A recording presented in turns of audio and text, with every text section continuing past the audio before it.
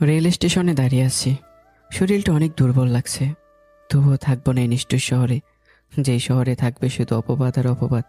আমাকে বাড়ি থেকে বের করে দেওয়া হয়েছে শুধু একটা মিথ্যা অপবাদের কারণে। আমার নাম জামিন হাসান। আমার বাবা চাকরি করে, আর আমার মা ছোটবেলা আমি বুঝ হবার আগে মারা গিয়েছেন। তখন আমার দেখাশোনা করার জন্য বাবা আরেকটা বিয়ে করে আনেন, আর তখন থেকে আমার জীবনটা এলোমেলো হয়ে গেছে। যাই হোক, এক সময় আমার সৎ মায়ের একটি মেয়ে সন্তান হয়। মেয়েটার নাম শ্রাবন্তী। শ্রাবন্তী যখন 10 বছর, তখন থেকে সৎ মা আমাকে বাড়ি ছেড়ে দিতে বলেছেন। কিন্তু এতদিন পড়াশোনা আর বাবার জন্য যেতে পারিনি। কিন্তু এর কয়েক মাস পর আমার জীবনে এমন একটা দিন আসলো, যে দিনটা আমি কখনো বলতে পারবো না। দিনটি ছিল শনিবার। সৎ মার এক ভাগ্নি আসছে আমাদের বাড়িতে। মেয়েটা দেখতে ভালোই। মেয়েটার নাম রাইসা। সেদিন রাতে সবার খাওয়া শেষে আমি খেতে গেলাম। এটি আমার প্রতিদিনের রুটিন। আমি খেতে বসলাম। হঠাৎ রাইসা সেখানে আসলো, আর আমাকে দেখে চিৎকার করে বলতে লাগলো, খালা তুমি? রাইসাকে আমি আর কিছু বলতে দেয়নি। তার আগে রাইসার মুখে হাত চেপে ধরলাম, কারণ সৎ মা আমাকে রাইসার সাথে দেখলে অন্য কিছু ভাববে। এইভাবে রাইসার মুখ চেপে ধরলাম। কিন্তু আমার ভাগ্য অনেক খারাপ। সৎ মা আর বাবা আমাদের কাছে এসে বললেন, আমি নড়াচড়াও করতে পারছি না। সৎ মা এসে রাইসাকে সারিয়ে আমাকে চড় মারলো। তারপর বাবাকে বলল, দেখছো তোমার আদরের ছেলে কেমন? খালা দেখো, ও আমাকে বলে রাতটা তার সাথে কাটাতে। এই কথাটা শুনেই বাবা আমাকে একের পর এক থাপ্পড় দিতে লাগলো। আরো বেশি করে আদর করো। আজ অন্যকে বলেছে, পরে তোমার মেয়েকেও বলতে পারে। এদিকে রাইসা অনেক মিথ্যা কান্না করতে থাকলো। আমি কিছু করিনি এই কথাটা অনেকবার বললেও বাবাকে বোঝাতে পারিনি। আমি অসহায়ের মতো দাঁড়িয়ে থাকলাম, কিছুই যেন করতে পারছি না। বাবা আমার দরকারি জিনিসপত্রগুলো এনে আমার মুখে ছুঁড়ে মারলো। এই নে, এখানে 10,000 টাকা আছে, এগুলো নিয়ে যে ভাগ, আর কখনো যেন আমার সামনে না দেখি তোকে। আমি কিছুক্ষণ বাবার দিকে তাকিয়ে রইলাম। তারপর ব্যাগ থেকে টাকাগুলো বের করে বাবার পায়ের সামনে রেখে ব্যাগ নিয়ে বাড়ি থেকে বের হলাম। আমার চলে আসাতে হয়তো আমার মাটা অনেক খুশি হয়েছে। ভাবতে আমার মুখে কান্নার হাসি বেরিয়ে আসলো। একে একে রেল স্টেশনে দাঁড়িয়ে আছি। আশেপাশে আর অনেক মানুষ আছে, তবুও নিজেকে খুব একা লাগছে। কোথায় যাব, কি করব, কিছুই বুঝতে পারছি না। কিছুক্ষণ পরে ট্রেন আসলো। আমি অবশ্য ঢাকা যাওয়ার টিকিট কেটেছি, কিন্তু কোথায় যে যাব তাও জানি না। রাতের ট্রেনে ভিড় একটু কমই থাকে, তাই ওঠা নিয়ে সমস্যা হলো না। আমার সিট খুঁজে বসে পড়লাম। ট্রেনটিও ছেড়ে দিল। আমি মোবাইলে গান শুনতে লাগলাম। আমার তো পড়ালেখা হলোই না, এখন কাজ করতে হবে। ভাবছি ইট কারখানায় কাজ করব, দেখি কি হয়। ঢাকায় পৌঁছে গেলাম। এর আগে আমি কখনো ঢাকায় আসিনি, তাই এখন ঢাকা শহরটাকে দেখে অবাক না হয়ে পারলাম না। বড় বড় বাড়ি, গাড়িগুলো অনেক সুন্দর লাগছে। হাঁটতে লাগলাম। গন্তব্য বহুদূর। পথে দেখলাম গাড়ি ড্রাইভার নিয়োগ পোস্টার। ঠিকানা নিয়ে সেখানে পৌঁছে গেলাম। আমার মতো অনেক ছেলেই সেখানে এসছে। মনে হয় না আমি চাকরি পাবো, তবুও লাইনে দাঁড়িয়ে গেলাম। অন্যদিকে সকালে আমাদের বাড়িতে রাইসা, তোকে যে কিভাবে কি দিব বুঝতে পারছি না। মার কথা শুনে রাইসা একগাল হাসলো। তোকে কয়েকদিন পরে নাটক করতে বলেছিলাম, কিন্তু আজকে করে ফেললি। কি যে খুশি লাগছে আমার। কি যে বলো না খালা, সুযোগ কি আর বারে বারে আসে? আপদ বিদায় হয়েছে। চল খেয়ে আসি। 5 জনকে সিলেক্ট করা হয়েছে, তার মধ্যে আমিও আছি। আমার জন্য বিশ্বাসই হচ্ছে না ঢাকায় এসে যে চাকরি পাবো। কাল থেকে কাজ শুরু। পকেটে 500 টাকা ছিল, কিছু কিনে খেলাম। আজ সারাদিন কাটাতে হবে এই টাকা দিয়েই। এখন আমাদের চাকরির বিষয় নিয়ে কিছু বলি। আকবুল স্যার অনেক ধনী মানুষ। তিনি তাদের নিরাপত্তার জন্য এত ড্রাইভার সিলেক্ট করেছেন। আর হয়তো তার ছেলে মেয়ে আছে, তাদেরও তো একটা নিরাপত্তা আছে, তাই না? একটা গাছের নিচে বসে আছি, হঠাৎ একটা মেয়ে এসে সবাই খেতে বসেছে। শ্রাবন্তীও। মা আমাকে অবহেলা করলেও ও আমাকে অনেক ভালোবাসতো। আম্মু, ভাইয়া কই? বাড়িতে নাই, মদ খায়া ঘুরতেছে। এত কথা বলিস না। ভাইয়া, ফুল কিনবেন? এখনো কিছু খাইনি, একটা কিনেন না। এক দৃষ্টিতে তাকিয়ে রইলাম মেয়েটার দিকে। ছোট্ট মানুষ, নিষ্পাপ চেহারা, যে চেহারায় একটু দুঃখ মিশ্রিত নেই। আমি কিছু বলার আগে আমার বয়সী এক মেয়ে এসে বলল, বাবু, আমাকে ফুলগুলো দাও তো। তুমি নিবে ফুলগুলো? কত টাকা? 100 টাকা। তোমার জন্য 80 টাকা। দাও। আমার চোখের পলকই পড়ছে না। মেয়েটা অনেক মায়াবী, চোখ ফেরানো দেয়, যেন নীল পরি এসছে। তোমার নাম কি আপু? মীরা। তোমার নামটা কি? মেয়েটার নাম মীরা। রূপে গুণে অতুলনীয়, দেখেই বোঝা যাচ্ছে। বাচ্চাদের সাথে অনেক কিউট করে কথা বলতে পারে সে। আমার নাম জান্নাত। ফুলের কথা মনে পড়ল, আমাকে সে দেয়নি। আমি জান্নাতকে বললাম, জান্নাত, আমার ফুল কই? ওহো ভাইয়া, তোমার কথা তো মনেই ছিল না। ফুলগুলো তো মীরা আপু নিয়ে চলে গেছে। ও তাই নাকি? এই নাও। পকেট থেকে 100 টাকা বের করে জান্নাতকে দিলাম। এই নাও, এগুলো নিয়ে যাও। না ভাইয়া, এগুলো আমি কেন নিব? আমি তো তোমাকে ফুল দিইনি। আরে রাখো, কালকে ফুল দিও। না ভাইয়া, আমি ঋণ নিয়ে চলতে চাই না। আর যদি আমি মারা যাই তাহলে তোমাকে ফুল ফেরত দিবে কে? আমি জান্নাতের মুখে আঙ্গুল দিয়ে বললাম, এরকম কথা আর কখনো বলো না আপু। তুমি অনেক দিন বেঁচে থাকবে। এখন নাও টাকাগুলো, গিয়ে খেয়ে নাও, যাও। ভাইয়া তুমি অনেক ভালো। তুমিও। জান্নাত চলে গেল, আর আমার দিনটা চলে যেতে লাগলো। আমাদের বাড়িতে খালা, আমি আজকে চলে যাব। একদিনই থাকবি? বান্ধবী ফোন করেছে, তার বাড়িতে যাব তো। আচ্ছা, তোর খালুকে বল তোকে দিয়ে আসবে। দিন পেরিয়ে রাত নামলো। রাস্তায় এক দোকানের সামনে ঘুমোতে লাগলাম। একদিকে মশার জ্বালা, অন্যদিকে ভূতের ভয়ে। একসময় ঘুমিয়ে পড়লাম, সজাগই পেলাম না। সকালে চেঁচামেচির কারণে ঘুম ভাঙলো। এই ছিল, উঠ এখান থেকে। কি হয়েছে ভাই? সর, দোকান খুলবো। আমি সেখান থেকে এসে পড়লাম। পরেক্ষণে আমার কাজের কথা মনে পড়লো। এই রে, প্রথম দিনে আজ দেরি। দোয়া পড়তে পড়তে আকবুল স্যারের বাড়িতে আসলাম। অনেক বড় বাড়ি। এখানে এসে দেখলাম 5টি গাড়ির মধ্যে একটি গাড়ি আছে। তার মানে সবাই কাজে বেরিয়ে পড়েছে। আমি স্যারকে ডাক দিলাম, স্যার। একটা মেয়ে বেরিয়ে আসলো আর বলল, আবু বাড়িতে নেই। মেয়েটাকে দেখে তো আমি পুরাই অবাক। মানে মেয়েটি হচ্ছে মীরা। মীরা এখানে কেন? ম্যাডাম, স্যার কই? বাবা বাড়িতে নেই, কি সমস্যা? সমস্যা নেই, আমাকে স্যার ড্রাইভারের চাকরি দিছে তো, উনি কই গেছে? মীরা কিছুক্ষণ কি যেন ভেবে বলল, ও আপনি সেই ড্রাইভার? এত দেরি কেন? ম্যাডাম, উঠতে দেরি হয়ে গেছে। ছোট লোকদের আবার উঠতে দেরিও হয়? বুঝলাম, খোঁচা মেরে কথাটা বলেছে। তাতে আমার কিছুই যায় আসে না। এখানে চাকরি করতে আসছি, এগুলো শুনতেই হবে। জি ম্যাডাম। মুখে মুখে শুধু কথা। মীরা চলে গেল। আমি ওখানে দাঁড়িয়ে রইলাম। হঠাৎ একজন বৃদ্ধ মহিলা আসলো। আসসালামু আলাইকুম। আসসালামু আলাইকুম। তুমি আমাদের ড্রাইভার তাই না? জি। তোমার কাজ হচ্ছে আমাদের মেয়েদের স্কুল কলেজে দিয়ে আসা। আচ্ছা ম্যাডাম। আমাকে ম্যাডাম বলতে হবে না, আন্টি বলবা। তিনি চলে গেলেন। আমি গাড়ির কাছে গেলাম এবং খুঁটিনাটি দেখতে লাগলাম। অবশ্য আমি গাড়ি চালাতে শিখেছি এক বন্ধুর কাছে। এখন খুব ভালো করে চালাতে পারি আলহামদুলিল্লাহ। পুরো 9টার সময় স্যারের মেয়েরা আসলো, 2জন, মীরা আর একটা ছোট মেয়ে। ছোট মেয়েটাকে দেখে শ্রাবন্তীর কথা মনে পড়ে গেল। এই বাড়িতে শ্রাবন্তী শুধু আমাকে আপন মনে করতো, আর কেউই না। গাড়ি স্টার্ট দে। কি ব্যাপার, হঠাৎ তুই করে বলা শুরু করলো? তাতে কি, বড় লোকের মেয়ে বলতেই পারে। মীরা তার বোন গাড়িতে উঠলো, আমি উঠলাম। এই তুই গাড়ি চালাতে পারিস? হ্যাঁ ম্যাডাম, কিন্তু আপনাদের স্কুল কলেজ তো আমি চিনি না, যদি একটু দেখিয়ে দিতেন। আচ্ছা যা। মীরা তার বোন গল্প করতে লাগলো, তার মধ্যে আমাকে পথও দেখিয়ে দিতে লাগলো। বাবা গো বাবা, এদের স্কুল কলেজ তো অনেক দূরে, মনে হয় 1 কিলো এসে পড়েছি, তবুও রাস্তা শেষ হচ্ছে না। ওই এখানে দাঁড়া। আমি গাড়ি ব্রেক করলাম, তারা দুজনই নেমে গেল। তুই এখানে দাঁড়া, আমি নীলাকে দিয়ে আসি। নীলা হলো মীরার ছোট বোন। মীরার মতোই সুন্দরী সে। বেশ কিছুক্ষণ পর মীরা আবার গাড়িতে এসে বসলো। সোজা যাবি, দেখবি একটা কলেজ, ওখানে আমাকে নামিয়ে দিবি, যা। আমি তার কথা মতো যেতে লাগলাম। সামনে কলেজ, অনেক ছাত্রছাত্রী। আমি এত কলেজে পড়তাম, কিন্তু এখন এটা শুধু স্বপ্ন। মীরা নেমে গেল এবং 100 টাকার নোট আমার দিকে এগিয়ে দিল। কি এগুলো ম্যাডাম? টাকা আবার কি? বিড়ি সিগারেট কিনে খাবি, নে। ম্যাডাম, আমি এগুলো খাই না। না। মীরা আমাকে অনেক জোর করলো টাকা নেওয়ার জন্য, কিন্তু আমি নেইনি। আর কেনই বা নেব, স্যার তো আমাকে টাকা দেবেই। তখনই সেখানে একটা ছেলে আসলো এবং বলল, মীরাজান, কি হয়েছে?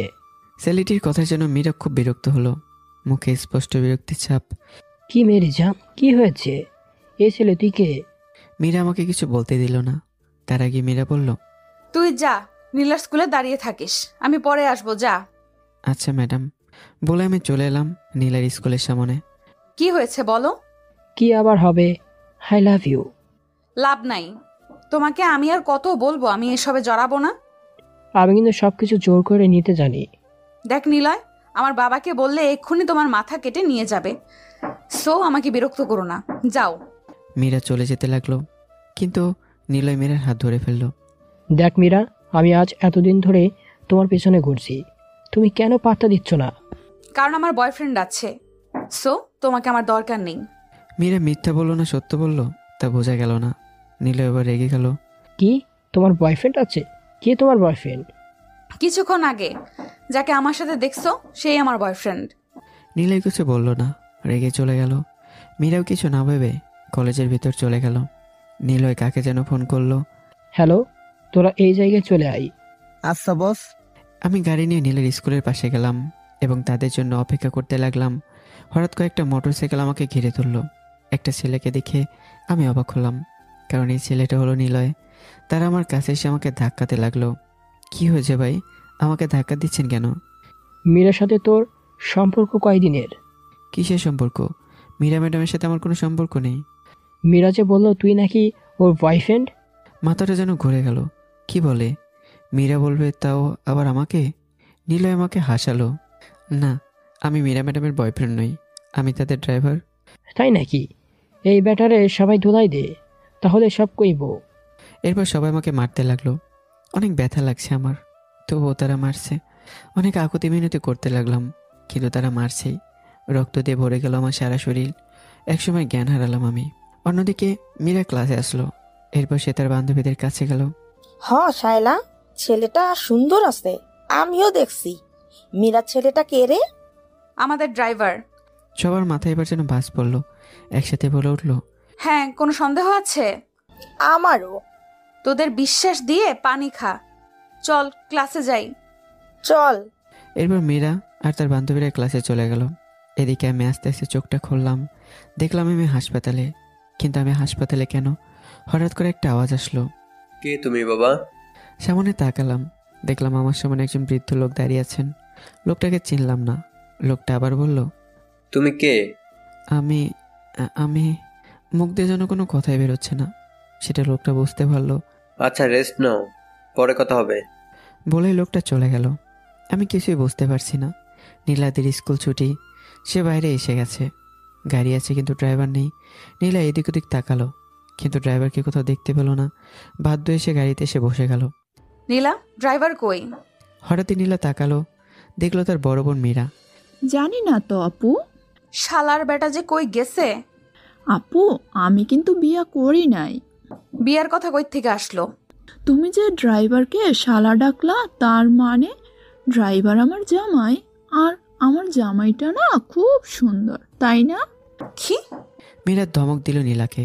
নীলা ভয় পেয়ে গেল। নীলাকে ভয় পেতে দেখে মীরা ফিক করে এসে দিল। আবার কিছুক্ষণ পরে তারা দুজনে হেসে দিল। বাবা, তুমি হাসপাতালে? তোমার কিছু হয়েছে? না মা, আমার কিছু হয় নাই। তবে তুমি হাসপাতালে কেন? একটা ছেলেকে নিয়ে এসেছি, ছেলেটাকে যেন কে মেরেছে।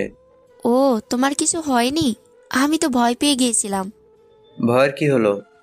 আচ্ছা, আমি ছেলেটার সাথে দেখা করে আসি। না, এখন যাওয়া যাবে না, ও রেস্ট করছে। একটু দেখে চলে আসবো বাবা। আচ্ছা, যা। মেয়েটি ছেলেটার কাছে গেল। নিষ্পাপ চেহারা দেখে মেয়েটার মন ভরে গেল এবং মনে মনে বলল, এরকম ছেলেও আছে বাংলাদেশে। আহ, কত সুন্দর। চোখ সরাতেও পারছে না সে। একদিনে তাকিয়ে রইল ছেলেটির দিকে। আমার মনে হচ্ছে কেউ আমার আশেপাশে আছে। চোখটা খুললাম, দেখলাম একটা মেয়ে একদিন আমার দিকে তাকিয়ে আছে।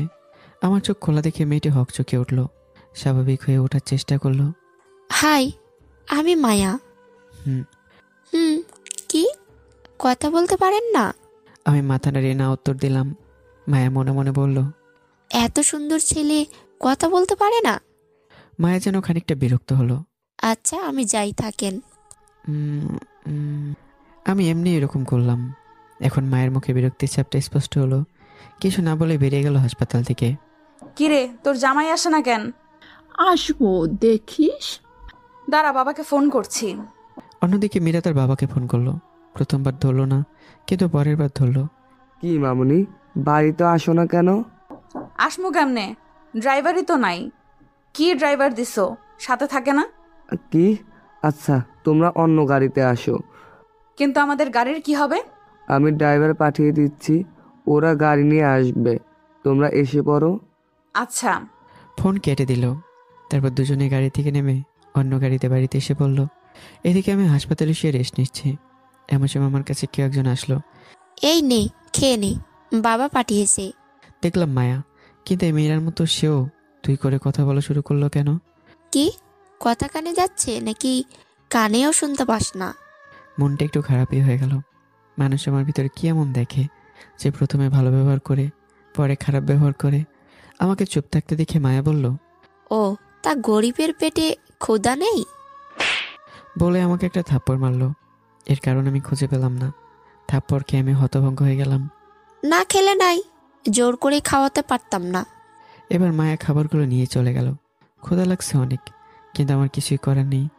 আসছো মামুনিরা? ড্রাইভার কই? জানি না তো, শালা কই গেছে। কালকে তো আসবে, তখন দেখে নেব। নীলা এবার কাঁদো কাঁদো সুরে বলল, আব্বু তুমিও নীলা পুরোটুকু না বলতেই মীরা নীলার মুখে হাত চেপে ধরল। ওই তুই ফ্রেশ হয়ে আস, যা। মীরা, নীলার মুখ স্যার, ওকে বলতে দাও। কিছু না বাবা, তোমার শুনতে হবে না। ওই তোরে যেতে বললাম না? নীলা মন খারাপ করে চলে গেল। মীরাও তার রুমে চলে এলো। এদিকে আমি আর থাকতে পারবো না হাসপাতালে, আমাকে চলে যেতে হবে। নতুন চাকরি পেয়েছি, সেখানে যদি না থাকি তাহলে তো আমার চাকরিটা থাকবে না। আমি বের হয়ে ডক্টরের চেম্বারে গেলাম। স্যার, আমি হাসপাতালে থাকতে চাই না। আমার কত টাকা হয়েছে? কি এখন যাবেন মানে? আপনি এখনো পুরোপুরি সুস্থ নন। আপনার সুস্থ না হওয়া পর্যন্ত আমরা আপনাকে ছাড়তে পারবো না। আমি সুস্থই আছি, এখন বলেন আমার কত টাকা হয়েছে? আপনার টাকা দেওয়া লাগবে না, টাকা একজন দিয়ে গেছেন, আপনি যান, রেস্ট নেন। আমি কিছু বলতে গেলে ডক্টর নার্সকে ডেকে বলল, ইনাকে ওনার বেডে নিয়ে যান। Okay sir. স্যার, আমি এখন সুস্থ, আমার একটা কাজ আছে। আপনারা বুঝতেছেন না কেন? আমি এদেরকে বোঝাতেই পারছি না। সন্ধ্যা সন্ধ্যা ভাব, আমাকে এখনই যেতে হবে, না হলে যে চাকরিটা থাকবে না। স্যার, আমাকে এই ওষুধটা যদি দেওয়া লাগে তাহলে দেন, তবু আমি থাকতে পারবো না। আপনার মাথা ঠিক আছে নাকি পুরোই গেছে? বললাম আপনার রেস্ট নেওয়া লাগবে। এবার একটু জোরেই কথাগুলো বলল, কিন্তু তবু আমি থাকতে পারবো না। দেখুন স্যার, আপনার যা খুশি তাই করুন, কিন্তু আমি এখানে এক মুহূর্ত থাকতে পারবো না। আপনাকে আমি বোঝাতে পারছি না, দাঁড়ান, স্যারকে ফোন করছি। ডক্টর কাকে যেন ফোন করলো, একটু পর আমার কাছে এসে বলল, সরি, আপনি যেতে পারেন, তবে এই নিন কার্ড। ইনি আপনাকে তার বাড়িতে যেতে বলেছে। কেন? কে উনি? যে আপনাকে এখানে নিয়ে এসেছে, আপনার সব খরচ দিয়েছে উনি। আমি কিছু না বলে কার্ড নিয়ে হাসপাতাল থেকে বের হয়ে আসলাম। এখন আমার কাছে ঠিক এরকম লাগছে যেরকম জেল থেকে বের হওয়ার পর লাগে। রাতে বেলকনিতে বসে একটা মেয়ে একা একা আকাশের চাঁদ দেখছে আর একটা ছেলেকে কল্পনা করছে। ছেলেটার চেহারা আসলে অনেক সুন্দর। একা একা যেন ছেলেটার প্রতি অন্যরকম ফিলিংস কাজ করছে মেয়েটার মনে। মেয়েটির মনের ফিলিংসগুলো আদৌ কি বাস্তবে সম্ভব? হয়তো হ্যাঁ, হয়তো বা না। হঠাৎ মেয়েটির কানে কিছু চিল্লাচিল্লার আওয়াজ ভেসে আসলো। মেয়েটি নিজের রুম থেকে নিচে আসলো এবং দেখলো তার বাবা একটা ছেলেকে দমকাচ্ছেন। তার বাবা একজন হার্টের রোগী, তাই মেয়েটি তার বাবাকে আটকাতে গেল। বাবা, কি শুরু করেছো তুমি? মীরা, ঘরে যাও। বাবা, তুমি এখানে আসো, তোমার সাথে কথা আছে। আচ্ছা চল। এই ছেলে, তোরে যেন এরকম করতে না দেখি, যা। ছেলেটি চলে গেল। মীরা স্যার কথা বলতে লাগলেন। আমি রাস্তায় হাঁটছি। মার্কে শরীরটা অবশ হয়ে গেছে, ঠিকমতো হাঁটতে পারছি না। তবুও চাকরি বাঁচাতে স্যারের বাড়িতে আসলাম। স্যার বাড়িতে আছে? আছে, কিন্তু ভিতরে যাওয়া যাবে না। জরুরি দরকার চাচা, আমি স্যারের ড্রাইভার। ও ড্রাইভার, আচ্ছা যাও। এরপর আমি ভিতরে গেলাম। এমনিতেই বড় বাড়ি, তারপর আবার লাইটিং করা, তাই অনেক সুন্দর লাগছে বাড়িটা। দরজার কাছে গিয়ে আমি জোরে স্যারকে ডাক দিলাম। স্যার, কোনো উত্তর এলো না, কিন্তু কিছুক্ষণ পর মীরা এসে দরজা খুলে দিল। কে? কাকে চাই? মীরা চোখ তুলে তাকালো এবং আমাকে দেখে স্তব্ধ হয়ে গেল। আর কিছুই বলল না। বাধ্য হয়ে আমি বললাম, ম্যাডাম, স্যার কি বাড়িতে আছে? মীরা আমার দিকে একদিনে তাকিয়ে আছে। একটু লজ্জা লাগছিল আমার। ম্যাডাম, স্যার কি বাড়িতে নেই? স্যার তো বাড়িতেই থাকবে, না হলে কোথায় থাকবে? ভেতরে আসো। কি ব্যাপার? মীরা এখন আমাকে তুমি করে বলছে। ধনী মানুষ সব কিছুই তো বলতেই পারে। আমি ভিতরে গেলাম। ওয়াও, ভেতরে তো বাড়িটা অনেক সুন্দর। মীরা গিয়ে স্যারকে ডেকে আনলেন। কে এসেছে? ড্রাইভার। তোমাদেরটা? স্যার নিচে আসলো, মনে হয় রেগে আছেন, আর রাগ করাটাই স্বাভাবিক। কি চাও? স্যার, আমি চাকরিটা আমাকে বলতে না দিয়ে স্যার বলল। বুঝেছি, তোমার টাকা লাগবে, এই নাও টাকা। টাকা নিয়ে সোজা বাড়ি চলে যাবা, তোমার আর চাকরি করা লাগবে না। বলে স্যার তার পকেট থেকে 1000 টাকা বের করে আমার হাতে ধরিয়ে দিলেন। স্যার আমার কথাটা শুনেন। সোজা বাড়িতে যাও। প্রশ্ন করলাম কি, আর উত্তর দিল কি। স্যার চলে যেতে লাগলেন। হঠাৎ মীরা বলল, বাবা, ওনার কথাটা শুনে যাও। সময় নাই। আসো, কি বলতে চাই শোনো। মীরার কথায় স্যার বিরক্তি ভাব নিয়ে আমার কাছে আসলেন। বলো তাড়াতাড়ি করে। স্যার, আজকে আমি কাজ করতে পারিনি। নীলা ম্যামদের মীরা হাসলো কেন? হাসবো না হলে কি কাঁদবো? নীলাকেও ম্যাডাম বলে। বলে আবার হেসে দিল। হাসিতে মীরাকে অনেক সুন্দর লাগছে, কিন্তু তা দেখা আমার চোখের কোনো অধিকার নেই, তাই চোখ সরিয়ে নিলাম। মীরা, হাসি থামাও, ওকে বলতে দাও, আমার সময় কম। আচ্ছা। মীরা এবার হাসি থামালো। আমি বলতে শুরু করলাম, স্যার আমি নীলা ম্যাডামের স্কুলে দাঁড়িয়েছিলাম, অমনি কেউ একটা ছেলে এসে আমাকে মেরে হাসপাতালে দিয়ে আসে, তাই আজকে কাজ করতে পারিনি। স্যার, কাল থেকে কাজ করব, আমার চাকরিটা নিয়েন না। আমার বাড়ি ঘর বাবা মা কেউ নেই, আপনার পায়ে ধরি চাকরিটা নিয়েন না। অনেক বিনয় স্বরে বলাতে স্যার হয়তো বুঝতে পেরেছে। মীরাকেও দেখি ও অবাক হয়ে আমার দিকে তাকিয়ে আছে। আচ্ছা, কাল থেকে কাজ কইরো। ধন্যবাদ স্যার, তাহলে যাই স্যার। কোথায় থাকবে আজকে? ফুটপাতে থাকবো, আমার তো বাড়িঘর নেই। আচ্ছা, তুমি চাইলে আমাদের দারোয়ানের সাথে থাকতে পারো। আমি স্যারের দিকে তাকালাম। উনি হয়তো আমার উত্তরের অপেক্ষা করছেন। মনে মনে আমিও রাজি হয়ে গেলাম। আচ্ছা স্যার, আপনি যেটা বলেন। আচ্ছা মীরা, যাও, ওকে দারোয়ানের পাশের ঘরটা দেখিয়ে দিয়ে আসো। আচ্ছা। স্যার চলে গেলেন। মীরা আমার কাছে এসে বলল, চলো। দারোয়ানের ঘরটা বাইরে। আমি খেয়াল করেছি বাইরে 2টি ঘর আছে, হয়তো তার এখন একটা আমার। আমি মীরার সাথে চলতে শুরু করলাম। বাইরে এসে হঠাৎ মীরা বলল, আচ্ছা, তোমার নামটা তো জানা হলো না। ছোট লোকদের কোনো নাম থাকে না, থাকে শুধু মানুষের দেওয়া কিছু উপাধি। যেমন ধরুন ছোট লোক, ক্ষেত, কামলা, টোকাই, আরও আছে, এখন ঠিক মনে পড়ছে না। মীরার খানিকটা রাগ উঠল। মীরা বুঝতে পেরেছে তাকে কেন এগুলো বলা হচ্ছে। বুঝেছি, এখন তোমার নাম বলো। বললাম না, ছোট লোকদের কোনো নাম থাকে না। মীরা রাগটা কোনো রকমে কন্ট্রোল করলো, দাঁতে দাঁত চেপে ধরলো যেন রাগটা প্রকাশ না পায়। ভালো করে বলছি, তোমার নাম কি? ম্যাডাম, আপনাকে আমার নাম শুনতে পাঠানো হয়নি, এখন আমার ঘরটা দেখিয়ে দিন, তাহলে আমি চলে যাই। হঠাৎ মীরা আমার হাতটা ধরে নিল। আমার শরীরটা ঝটকা দিয়ে উঠল। কেন জানি আমার ভেতরে অন্যরকম অনুভূতি লাগছে, যে অনুভূতিটা মানুষ তার প্রিয় মানুষের কাছ থেকে পায়। আমি একটানে মীরার কাছ থেকে আমার হাতটা ছাড়িয়ে নিলাম। মীরা আবার আমার হাতটা ধরলো। এবার শুধু হাতটা ধরেছে না, একেবারে হাতটা জড়িয়ে ধরেছে। আমি কোনো মতো নিজের হাতটা ছাড়াতে পারছি না। ম্যাডাম কি করছেন, ছাড়ুন আমায়। নাম না বললে আর কখনো ছাড়বো না গো। বলে মীরা আমার হাতে তার মাথা ঘষে দিল। আমি মীরার কথা শুনে অবাক না হয়ে পারলাম না। আরে কি করছেন ম্যাডাম, ছোট লোকের গায়ের ময়লা যে আপনার গায়ে লেগে যাবে। লাগলে লাগুক, তবুও নাম না বললে ছাড়া যাবে না। আচ্ছা বলছি, এখন ছাড়ুন আমাকে। না না, আমি তোমার নাম না জেনে তোমার হাত কখনোই ছাড়বো না।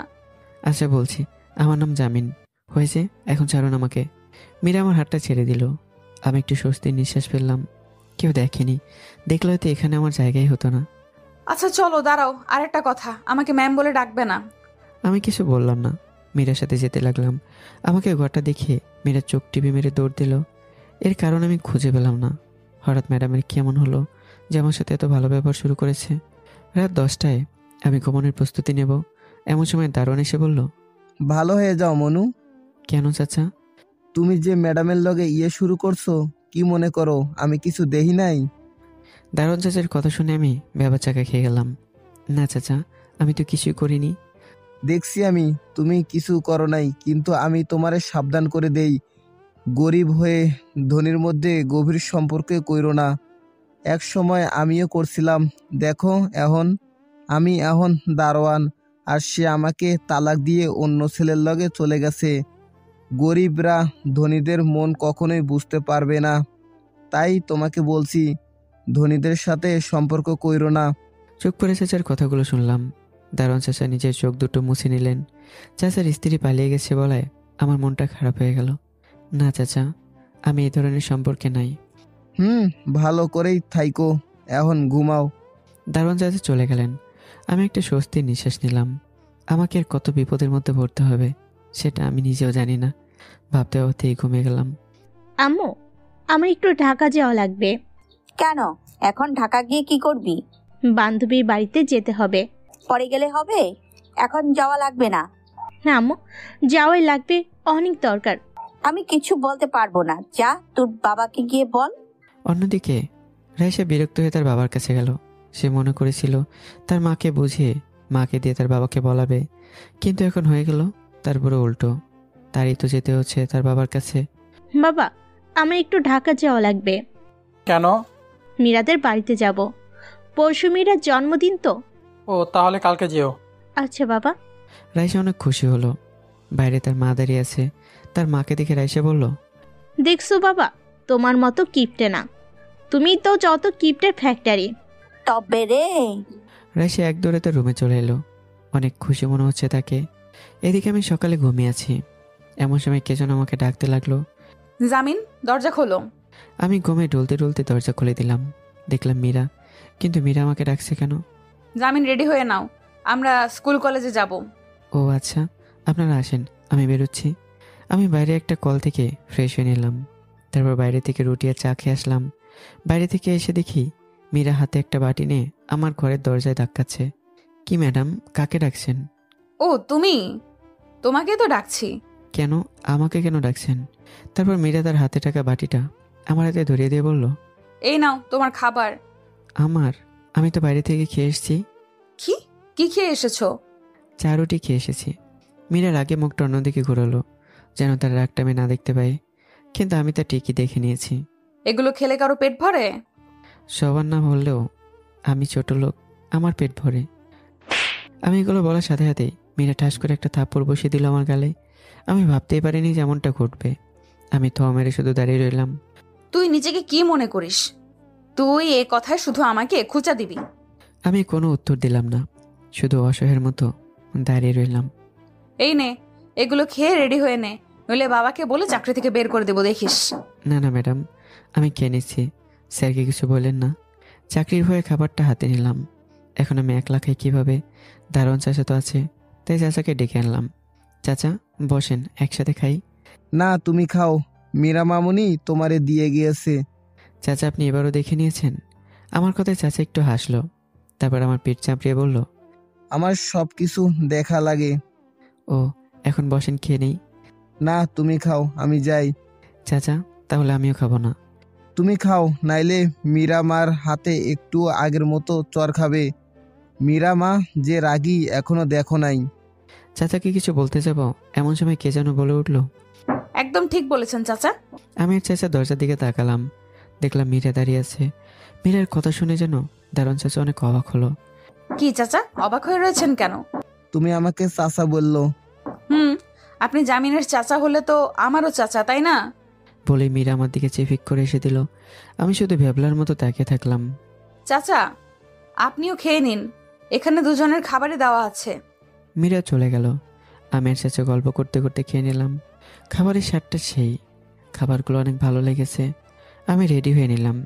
কিছুক্ষণ আগে মীরা এসে বলে গিয়েছে তারা স্কুল কলেজে যাবে। আমি গাড়ির কাছে গিয়ে দাঁড়িয়ে রইলাম। অনেকক্ষণ পর মীরা আর তার বোন নীলা আসলো। আজকে মীরাকে অন্যরকম সুন্দর লাগছে। আমার চোখকে কোনোভাবে কন্ট্রোল করলাম। মীরা গাড়ির কাছে এসে বলল, চলো আগে উঠুন আপনারা। মীরা নীলা গাড়িতে উঠলো। আমি গাড়ি চালাতে শুরু করলাম। আমি হয়তো সত্যিই তার প্রেমে পড়ে গিয়েছি। তাকে দেখলেই যেন আমার ভালোবাসার অনুভূতি আসে। কেন আসে সেটা আমিও জানি না। তার পুরো মুখ, পুরো শরীর, তার মিষ্টি ঠোঁট আমাকে অনেক ইমপ্রেস করে দেয়। এই ভাবনায় মগ্ন একটি মেয়ে খারো ধাক্কায় সে নিজের মধ্যে ফিরে এলো। আপু, আপু। কে? অবাক হয়ে মীরা চমকে গেল। তারপর ড্রাইভারের সিটে আমাকে দেখে মুচকি একটা হাসি দিল। কি হলো আপু, শুনছো না কেন? তোর আপু কি শুনবে রে? তোর আপু যে প্রেমে পড়ে গেছে। অজান্তেই মীরা এই কথা বলে ফেললো। কি বললো সে নিজেই জানে না।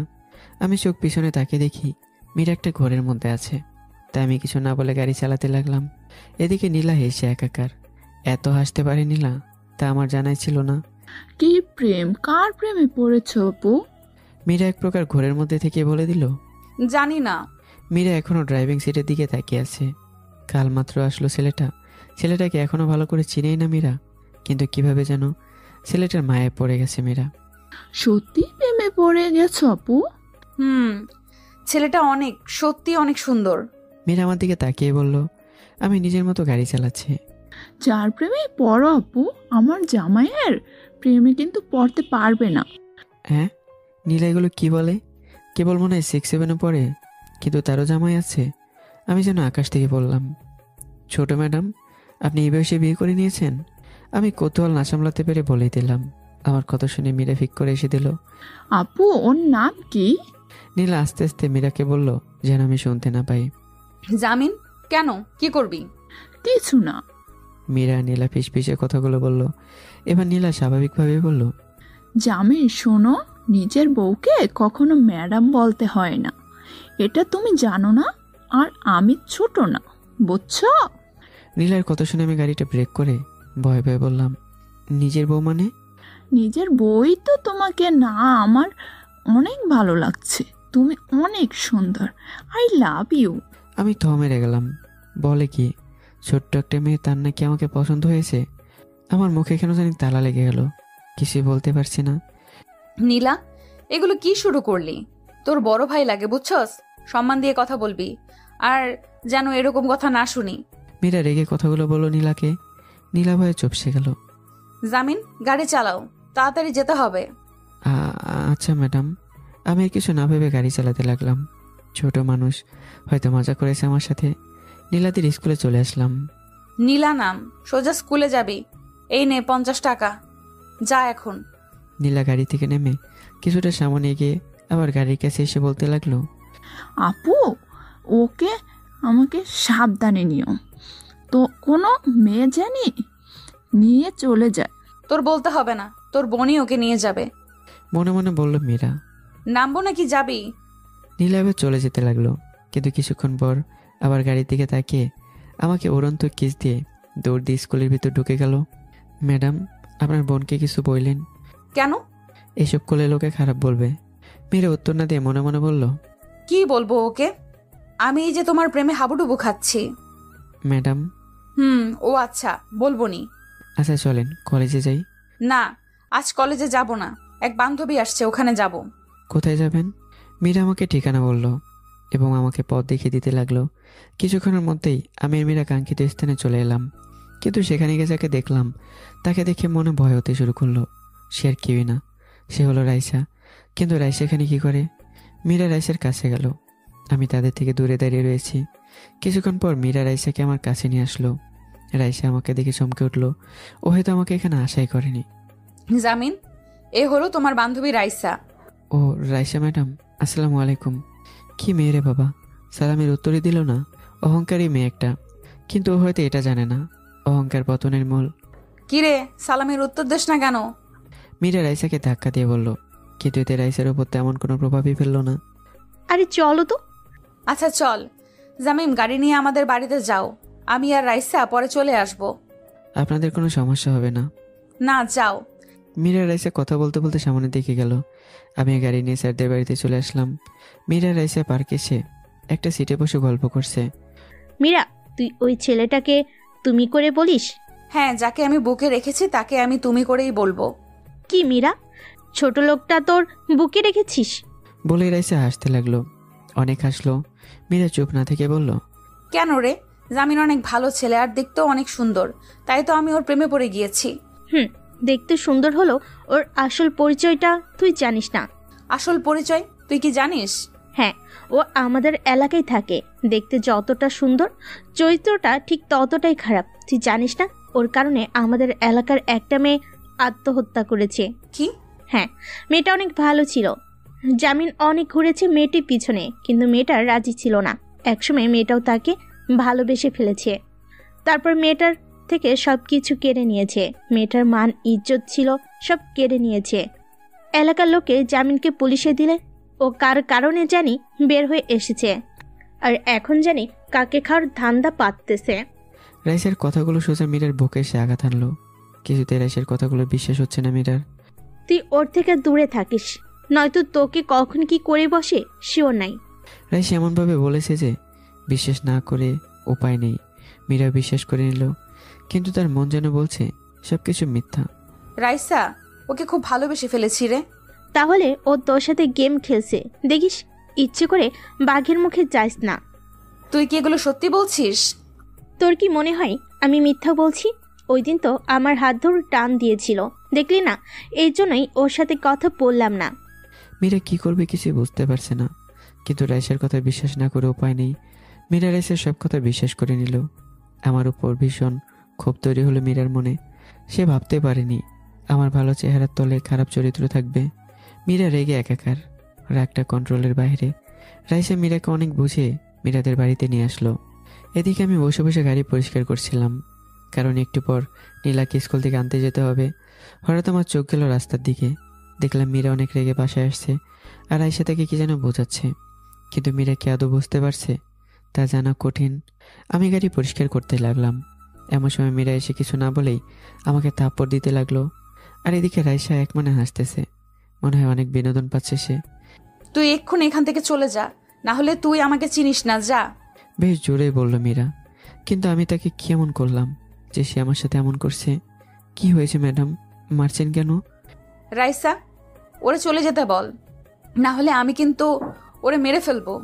কিরে ছোট লোকের বাচ্চা, যা যা, মাইর খাওয়ার আগেই ভাগ। নীরবে যেন আমার চোখে পানি চলে এলো। রাগে অভিমানে শরীরের লোমগুলো দাঁড়িয়ে গেল, কিন্তু আমি স্বাভাবিকভাবে বললাম, আচ্ছা ম্যাডাম, এখন যাচ্ছি, কিন্তু পরে কয়টার সময় আসবো? কই আসবি রে, তোর চাকরি তো শেষ। কি ম্যাডাম, সত্যি? আমি মীরাকে জিজ্ঞাসা করলাম। মীরা রাগে ফিসফিসিয়ে বলল, যা এখান থেকে, যত সব ছোট লোক। ঠিক বলেছিস মীরা, কোন থেকে যে আসছে সব। আমি চুপ করে মাথা নিচু করে দাঁড়িয়ে রইলাম। এবার মীরা এসে আমাকে আরেকটা থাপ্পড় দিয়ে বলতে শুরু করলো, এই তোর কি লজ্জা শরম কিচ্ছু নাই? এতবার যে বলছি এখান থেকে যেতে, তাও যাচ্ছিস না কেন? যা ছোট লোক। এবার আমি চুপ করে দাঁড়িয়ে রইলাম, মুখ দিয়ে কথাই বেরোচ্ছে না। বারবার চলে যেতে ইচ্ছে করছে, কিন্তু কি যেন আমাকে এখানে আটকে রেখেছে। রাইসা, বুঝছিস, বাবা মার লজ্জা শরম না থাকলে কি সন্তানের লজ্জা শরম থাকে? ওর বাবা মা হয়তো আকাম কুকাম কইরা ওর জন্ম দিচ্ছে, নাইলে ওর লজ্জা শরম নেই কেন? মীরার কথায় আমার শরীরটা থমকে গেল, সারা শরীর ঘামতে লাগলো। আমি চোখ বড় বড় করে মীরার দিকে তাকিয়ে থাকলাম। মীরা এসে আবার একটা থাপ্পড় মেরে বলল, শালা লুচ্চা, যা এখান থেকে। শালা যাস না কে? এবার আমার পা দুটো অটোমেটিক চলতে লাগলো। আমি ইচ্ছে করলো নিজেকে থামাতে পারছি না। ভালো একটা কাজ করেছিস তুই। মীরা নিশ্চুপ, এখনো রেগে আছে সে।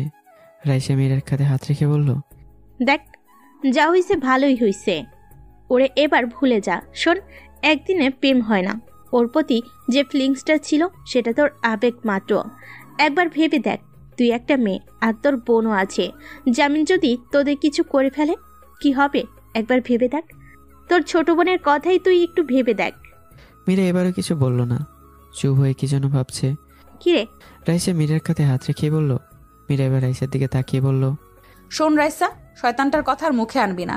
এখন চল, নীলা আনতে যেতে হবে। আচ্ছা চল। রাতের বেলা মীরা তার বাবাকে আমার সব কথা বলল। আমার চলে যাওয়াতে তার বাবা অনেক খুশি হলো। আজ বাদে কাল মীরার জন্মদিন। মীরা এখন আমার কথা পুরোপুরি ভুলে গেছে। সে এখন জানেই না যে তার জামিন নামে একজন ভালোবাসার মানুষ ছিল। এমনভাবে পুরোটা দিনই কেটে গেল। আজ মীরার জন্মদিন। মীরারা অনেক ধনী মানুষ, তাই বড় করে অনুষ্ঠানের আয়োজন করা হয়েছে। রাতে সবাই মীরাকে জন্মদিনের উইশ করলো। অনেকে গিফট করেছে মীরাকে। মীরা সেটা হাসি মুখে গ্রহণ করেছে। শুনেন সবাই, আজকে মীরার জন্মদিন, আর এই জন্মদিনেই মীরার এঙ্গেজমেন্ট হবে আমার বন্ধুর ছেলে রবিনের সাথে। মীরা থমকে দাঁড়ালো। সে ভাবতে পারেনি যে তার বাবা তার জন্য এরকম একটা ব্যবস্থা করে রেখেছে। মীরার কেন জানি রাগ উঠল। আর রবিন অনেক খারাপ একটা ছেলে। ইফটিজিংয়ের কারণে তাকে 2 বার জেলে নেওয়া হয়েছে, কিন্তু তার বাবার টাকার প্রসঙ্গে সে বেরিয়ে এসছে। প্রতিদিন নেশা করে বেড়ানোই রবিনের কাজ। মীরা তার বাবার কাছে গিয়ে বলল, বাবা, একটু কথা আছে তোমার সাথে, এদিকে আসো। মীরা তার বাবা একটা রুমে আসলো। এদিকে নীলা রাইসা যাকে পাচ্ছে তাকে ফ্ল্যাট করছে। বাবা, তুমি এটা কি বললা? কি বললাম আবার? আজ তোমার এঙ্গেজমেন্ট, এটাই তো বললাম। আমার একবার বলছো? তোমারে বলা লাগবে কেন? বড়দের কাজ বড়রাই করবে। তাহলে তোমরাই করে নাও, আমাকে টানছো কেন? মীরা রেগে কথাগুলো বলতে লাগলো। আকবুল সাহেব মীরার কাঁধে হাত রেখে বলল, ওকে ওকে, রিল্যাক্স মামুনি, রেডি হয়ে নাও, সবাই এসে পড়েছে। বাবা, আমি এই বিয়ে কিছুতেই করতে পারবো না। দেখ, রাগ উঠাস না, তাড়াতাড়ি রেডি হয়ে নাও। বাবা, তোমার মতলবটা সময় থাকতে বদলে ফেলো। আহা মীরা, তুমি বেশি কথা বলো, তাড়াতাড়ি আসো। বাবা, তুমি কি আমাকে মারতে চাও? আকবুল স্যার থেমে গেলেন। মীরা চোখে হালকা পানি নিয়ে তাকিয়ে আছে তার বাবার দিকে। কি বলো মীরা, তোমাকে আমি মারতে যাব কেন? এবার মীরা কেঁদে কেঁদে বলতে শুরু করলো। মেরেই তো ফেলতে চাও। গাঞ্জাখুরের সাথে আমার বিয়ে ঠিক করছো। তুমিই তো বলো, প্রতিদিন যদি সে গাঞ্জা খেয়ে এসে আমাকে মারে তাহলে তোমাদের সহ্য হবে? আকবুল স্যার একদম নিশ্চুপ। এটা তিনি আগে ভাবেননি। ঠিকই তো, ছেলেটা তো আবার নেশা করে। বাবা, তুমি যদি আমাকে মেরে সুখী হও তাহলে আমি রাজি। আমি এখন গেলাম। মীরা চলে গেল। মীরার বাবা একরকম ঘরের মধ্যে আছে। দুইটা মেয়ে তার, দুজনে আদরের, নিজে কোলে পিঠে করে তাদের মানুষ করেছেন। কিন্তু কিভাবে তাদের মেয়েকে খারাপ ছেলের হাতে তুলে দেবে, অনুতপ্ত হলো মীরার বাবা। কোনোভাবে বিয়েটা ক্যান্সেল করে দিল উনি। বিছানায় বালিশে মুখ লুকিয়ে কাঁদছে মীরা। সময়টা খারাপ যাচ্ছে তার। আমার চলে যাওয়ার পর নিজেকে খুব একা একা লাগছে। কিন্তু 2 দিনে একটা মানুষ কীভাবে তার মনটা চুরি করলো, এটাই সে ভেবে পাচ্ছে না। আমাকে ভীষণ মিস করছে মীরা। বারবার জামিন কি আসলেই খারাপ? এই প্রশ্নটাই উকি দিচ্ছে মীরার মনে। আজকে মীরা ভীষণ ক্লান্ত। একসময় ঘুমিয়ে পড়ল সে। অন্যদিকে আমি দৌড়চ্ছি। আমি কি যেন খুঁজছি। এদিক ওদিক পাগলের মতো দৌড়াতে লাগলাম। একসময় আমি থেমে যাই। আমার মুখে জয়ের হাসি। একটা ছবির কাগজ মেলে ধরলাম আলোর সামনে। আলোর প্রতিফলনে কাগজে মীরার ছবি দৃশ্যমান হলো। এবার আমি মন করে সেই হাসিটা নিয়ে মীরার ছবিতে মীরার ঠোঁট বরাবর লম্বা একটা কিস করলাম। কিন্তু কিছুক্ষণ পরে আমার হাত থেকে মীরার ছবির কাগজটা আস্তে আস্তে মিলে গেল। এবার আমি গগন বিদায় চিৎকার দিয়ে আগের ন্যায় রাস্তায় ছোটাছুটি করতে লাগলাম। একসময় আমি রাস্তার মাঝখানে স্থির হয়ে বসে যাই। পেছন দিক থেকে একটা বাস তেড়ে আসছে। আমার সেই হুঁশ নেই। বাসটা কয়েকটা হর্ন বাজালো, কিন্তু আমি বিন্দুমাত্র নড়লাম না। আর এটা এমন বাস যে এটাকে থামানো যায় না। বাসটা মুহূর্তেই আমাকে ভেদ করে অনেকটা দূরে চলে গেল। বাসটাকে আর দেখা গেল না। আমার দেহটা 2 ভাগ হয়ে ছিটকে পড়লো রাস্তা 2 পাশে। জামিন। মীরা কিছুক্ষণ নিস্তব্ধ হয়ে রইল। স্বপ্ন দেখছিল সে, খুব ভয়ানক স্বপ্ন। এদিকে মীরার বাবা মা আর আইসে মীরার রুমে এসে দরজাটা ধাক্কাতে লাগলো। মীরা গিয়ে দরজা খুলে খপ করে তার মাকে জড়িয়ে ধরল এবং ডুকরে কেঁদে উঠল। কি হয়েছে মামুনি? মীরা নিশ্চুপ। রাইসা মীরাকে ধরে বলল, আঙ্কেল, ও হয়তো খারাপ স্বপ্ন দেখেছে। আমি আজকে ওর সাথে থাকি, আপনারা যান। আচ্ছা, তুমি মীরার সাথেই থাকো। বলে তারা চলে গেলেন। রাইসা মীরাকে ধরে বিছানায় বসালো। কি হয়েছে তোর, বল তো? মীরা কিছু ভূমিকা না করে রাইসাকে তার দেখে স্বপ্নটা বলল। আরে দেখ, এটা তোর আবেগ, আর তুই তো জানিসই ছেলেটা এত ভালো নয়। কিন্তু আমার মন যে বলছে তুই সব মিথ্যে বলছিস। রাইসা এবার আমতামতা করে বলল, কি কি কি আমি মিথ্যা বলবো? তাও আবার তোকে? ইম্পসিবল। আমি তো বলেছি তোর ভালোর জন্যই বলেছি। এবার ঘুমা, আমার ঘুম পাচ্ছে। মীরা কিছু বলল না, চুপ করে বিছানায় শুয়ে পড়ল। এভাবেই 2 দিন চলে গেল। এদিকে আমি খুব কষ্ট করে একটা দোকানে চাকরি পেয়েছি। দোকানটা মোটামুটি আকর্ষণীয়, প্রায় সবাই আসে এই দোকানে। এজন্য হয়তো দোকানে আমাকে চাকরিটা দিয়েছে। একদিন বিকেলে আমি দোকানে মালামাল বিক্রি করছি। হঠাৎ কে যেন বলল, জামিন, আমাকে একটা আইসক্রিম দাও তো। সামনে তাকালাম, দেখলাম নীলা আর মীরা দোকানের সামনে দাঁড়িয়ে আছে। ওই জামিন, আমাকে আইসক্রিম দাও। আমার হুঁশ ফিরল, কিন্তু হঠাৎ আমি অবাক হয়ে গেলাম। নীলা ছোট হয়ে আমার নাম ধরে রাখছে। ডাকুক, এতে আমার সমস্যা নেই। নীলা, চল অন্য দোকানে যাই। অনেকদিন পর মীরার কণ্ঠটা শুনলাম, কিন্তু আজকে কণ্ঠটা কেমন যেন খসখসে। না আপু, আমি জামিনের থেকেই কিনবো। তাহলে তাড়াতাড়ি নে, কি নিবি? আমাকে একটা আইসক্রিম দাও। কি নেবেন ম্যাডাম? আমি আইসক্রিম এনে নীলাকে দিলাম। তারপর মীরার দিকে তাকিয়ে বললাম, ম্যাডাম আপনার কিছু লাগবে? মীরা আমার কথার উত্তর দিল না। ব্যাগ থেকে টাকা বের করে নীলার হাতে দিয়ে বলল, এই নে আইসক্রিমের টাকাটা দে। নীলা আমাকে টাকাটা দিল। আমি মুচকি হাসি দিয়ে নীলাকে বললাম, তো ম্যাডাম কেমন আছেন? নীলা কিছু বলতে চাইবে, এমন সময় মীরা আমার দিকে তাকিয়ে বলল, নীলা তাড়াতাড়ি চল, লুচ্চা ছেলের সাথে কথা বলতে হবে না। কথাটা শুনে আমি শুধু একটু মুচকি হাসি দিলাম। কি আর বলবো, ধনীদের কিছু বলার অধিকার যে আমার নেই। তারপর তারা চলে গেল। আমি বর্তমানে ফুটপাতে থাকি, অবশ্য আমার সাথে আরও অনেকেই থাকে। আমি দোকান থেকে বিদায় নিয়ে আমাদের নির্দিষ্ট ফুটপাতে যেতে লাগলাম। একসময় একটা মেয়ে চিৎকার শুনতে পেলাম। চিৎকারটা আশেপাশে থেকে আসছে। হঠাৎ দক্ষিণ দিকে তাকিয়ে দেখি একটা পুরনো ঘর। সেই ঘর থেকে আবারও চিৎকার আসলো। আমি দৌড়ে সে ঘরের ভিতর গিয়ে দেখি কয়েকটা ছেলে একটা মেয়ের সাথে অসভ্যতামি করছে। আমি তাদের ডেকে বললাম, এই আপনারা এখানে কি করছেন? আমার আওয়াজ পেয়ে ছেলেরা পিছনে ফিরে তাকালো। ছেলেগুলো মেয়েটাকে ছেড়ে দিয়ে আমাকে বলল, কে রে তুই? জামিন। তা এখানে হচ্ছেটা কি? তুই বুঝবি না, যা ভাগ। ছেলেরা সংখ্যায় ছিল 6 জন। এদের সঙ্গে আমি একা পেরে উঠবো না, আবার আমি চলেও যেতে পারছি না মেয়েটাকে ছেড়ে। তবে এটা ঠিক, আমি চলে গেলে মেয়েটার সাথে অনেক খারাপ হবে, তাই ছেলেদেরকে বুদ্ধি দিয়ে হারাতে হবে। তোরা কি আমাকে চিনিস? তোরে চেনা লাগবে, তুই কে রে? ছেলেরা একসঙ্গে হেসে উঠল। মেয়েটা মাথা নিচু করে ডুকরে ডুকরে কাঁদছে। মেয়েটিকে দেখে আমার খুব মায়া হচ্ছে। তুই যে হোস না কেন, তবে তুই আমাদের সাথে যোগ দিতে পারিস। আমি একটু হেসে উঠলাম। ভাবতে লাগলাম যে করেই হোক বুদ্ধি দিয়ে ছেলেদেরকে হারাতে হবে। চিন্তা করিস না, কিছুক্ষণ পরই তোরা জেলে থাকবি। আবারও ছেলেরা হেসে উঠল, যেন আমার কথায় তারা অনেক মজা পেয়েছে। এখানকার লোকেশন আমি অ্যালার্ট করে দিয়েছি, কিছুক্ষণ পরেই সিআইডির আসবে। আর তোরা না জানতে চেয়েছিলাম আমি কে?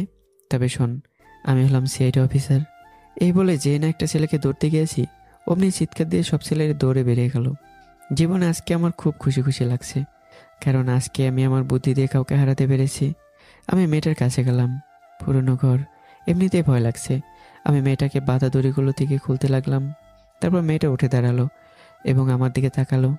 যেই না মেয়েটার চেহারাটা দেখলাম, অমনি আমার মাথা ঘুরে গেল, কারণ মেয়েটা হলো রাইসা। এই জায়গায় রাইসাকে দেখে আমি অনেক অবাক হলাম। ম্যাডাম, আপনি এখানে? রাইসা চুপ করে আমার দিকে তাকিয়ে রইল, আর ওর চোখ থেকে পানি গড়িয়ে পড়তে লাগলো। রাইসা নরম গলায় বলল, ধন্যবাদ তোমাকে জামিন। হ্যাঁ, তাহলে আমি আসি। আমি চলে আসতে যাব, এমন সময় রাইসা আমাকে ডাক দিয়ে বলল, জামিন শোনো। কি? আমাকে একটু মীরাদের বাড়িতে দিয়ে আসবে প্লিজ? চলে যান, আমার যাওয়া লাগবে কেন? পথে যদি আবার ওরা... আমি তাকে থামিয়ে বললাম, আচ্ছা তাড়াতাড়ি চলুন, আমার তাড়া আছে। রাস্তায় রাইসা আমার গা ঘেঁষে চলতে লাগলো, হয়তো এখনো ভয় পেয়ে আছে। রাতটা অন্ধকার, চাঁদ নেই আকাশে, তবুও কয়েকটি অবাধ্য তারাগুলো ঘুরে বেড়াচ্ছে আকাশে। জামিন, আই এম সরি। আমি থেমে গেলাম। রাইসা এখন সরি বলছে কেন? আমি তোমার সাথে অনেক অন্যায় করেছি। তোমাকে নিজের বাড়ি থেকে বের করে দিয়েছি, তারপর মীরাদের বাড়ি থেকেও বের করে দিয়েছি। তোমাকে মীরার কাছে ছোট করেছি। আই এম সরি জামিন, প্লিজ আমাকে ক্ষমা করে দাও। তাড়াতাড়ি চলেন, আমার তাড়া আছে। রাইসা থেমে গেল আর বলল, ক্ষমা না করলে কিন্তু এখান থেকে আমি যাব না। না গেলে আমার কি? বলে আমি হাঁটতে লাগলাম। রাইসাকে পেছনে ফেলে এসেছি, কিন্তু কিছুক্ষণ পরেই রাইসা দৌড়ে এসে আমার হাত ধরে হাঁপাতে লাগলো। কি, এলেন কেন? আমার না ভয় লাগছে। ভয় ছাড়ুন, এবার চলুন তাড়াতাড়ি। এবার রাইসা কোনো কথা বলল না। মীরাদের বাড়ির গেটে এসে পড়েছি। রাইসা মীরার বাড়িতে যেতে লাগলো, কিন্তু আবার আমার কাছে এসে বলল, মীরা কিন্তু তোমাকে অনেক ভালোবাসে। রাইসার কথা শুনে আমি থমকে গেলাম। এটা কি বলে গেল? মীরা আমাকে ভালোবাসে? এটা আমি হেসে উড়িয়ে দিলাম। তাদের সাথে আর কথাই বলা যাবে না, এতে নিজেরই ক্ষতি। আমি হেঁটে হেঁটে ফুটপাতে এসে ঘুমালাম। অন্যদিকে মীরা একা একা বেলকনিতে বসে রয়েছে। আকাশটা সে ভালো করে পরখ করে নিচ্ছে, বারবার তারা গুনছে, কিন্তু ব্যর্থ হচ্ছে। একসময় কেউ দরজায় নক করলো। মীরা উঠে আস্তে আস্তে দরজা খুলে দিল। দেখলো রাইসা দাঁড়িয়ে আছে।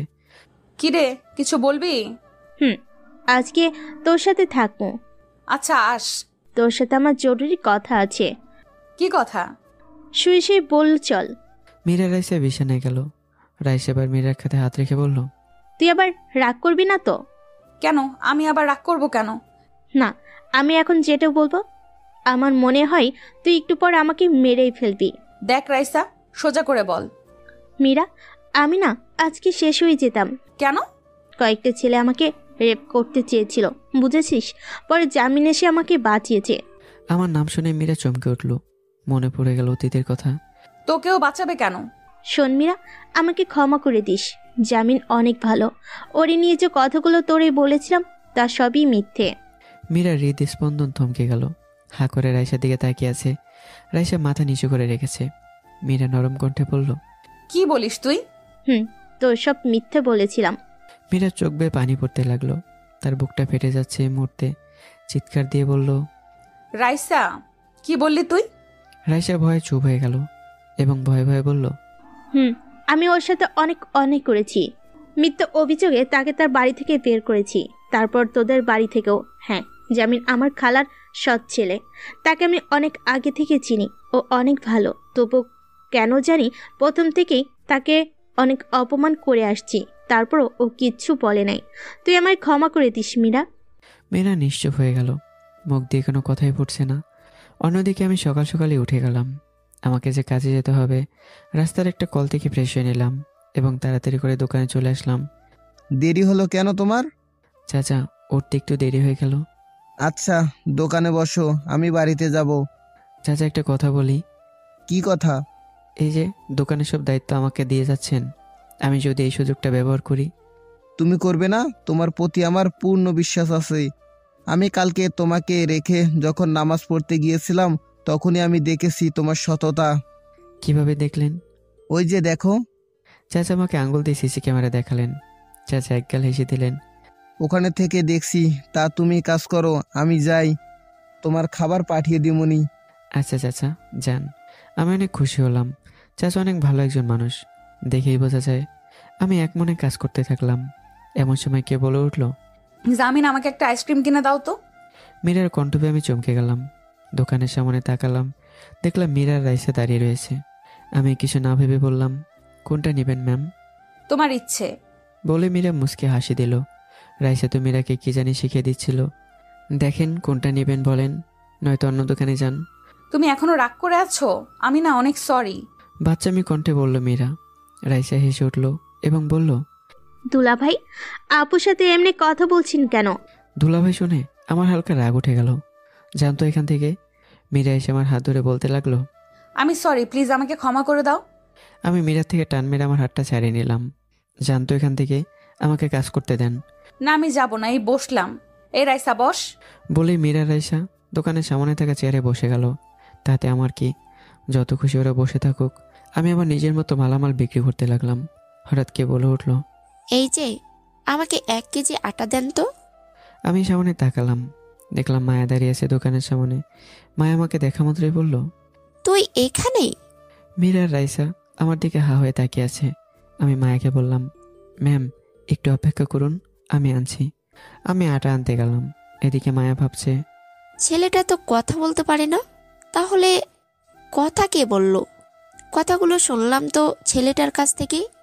যাক, ভালোই হয়েছে। আমি আটা এনে মায়ের হাতে দিলাম। মায়া উৎসুক দৃষ্টিতে আমার দিকে তাকিয়ে আছে। এই যে ম্যাম, আটা তো পড়ে যাবে। এখন মায়ের হুঁশ ফিরল এবং আটার টাকা দিয়ে বলল, তোমার নাম কি? মায়া আমাকে তুমি করে বলাতে হয়তো মীরা রাগ হচ্ছে, তা মীরার চেহারা দেখে বোঝা যাচ্ছে জামিন।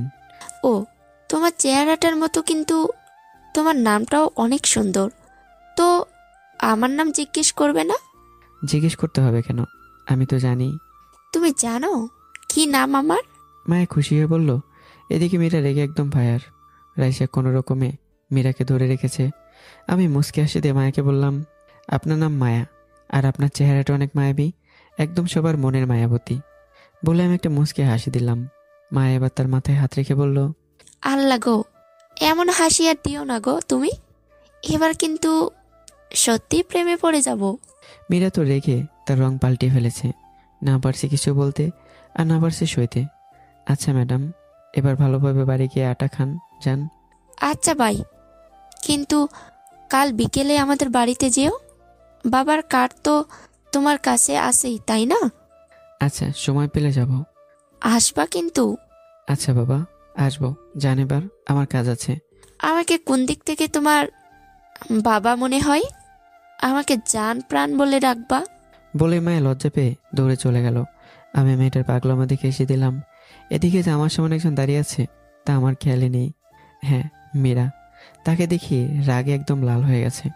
তাতে আমার কি, আমি কাজে মনোযোগ দিতে যাব এমন সময় মীরা এসে বলল, মেয়েটা কে? আপনি চিনবেন না। মেয়েটার সাথে এমনে কথা বললে কেন? ক্রেতাদের সাথে এভাবেই কথা বলতে হয়, বুঝলেন? কই, আমার সাথে তো এমনে কথা বলো না। আপনি কি আমার ক্রেতা যে আপনার সাথে কথা বলা লাগবে? বলা লাগবে। জামিন, তুমি প্লিজ আমাকে ক্ষমা করে দাও। জানতো এখান থেকে, আমি তো আবার লুচ্চা আপনাদের যদি কিছু করে নেই। আমি এটা বলার সাথে সাথে মীরা এসে আমার মুখ চেপে ধরল। তুই নিজেকে কি মনে করিস? হ্যাঁ, লুচ্চা কোথাকার। বলে মীরা চলে গেল। তার পেছনে রাইসাও গেল।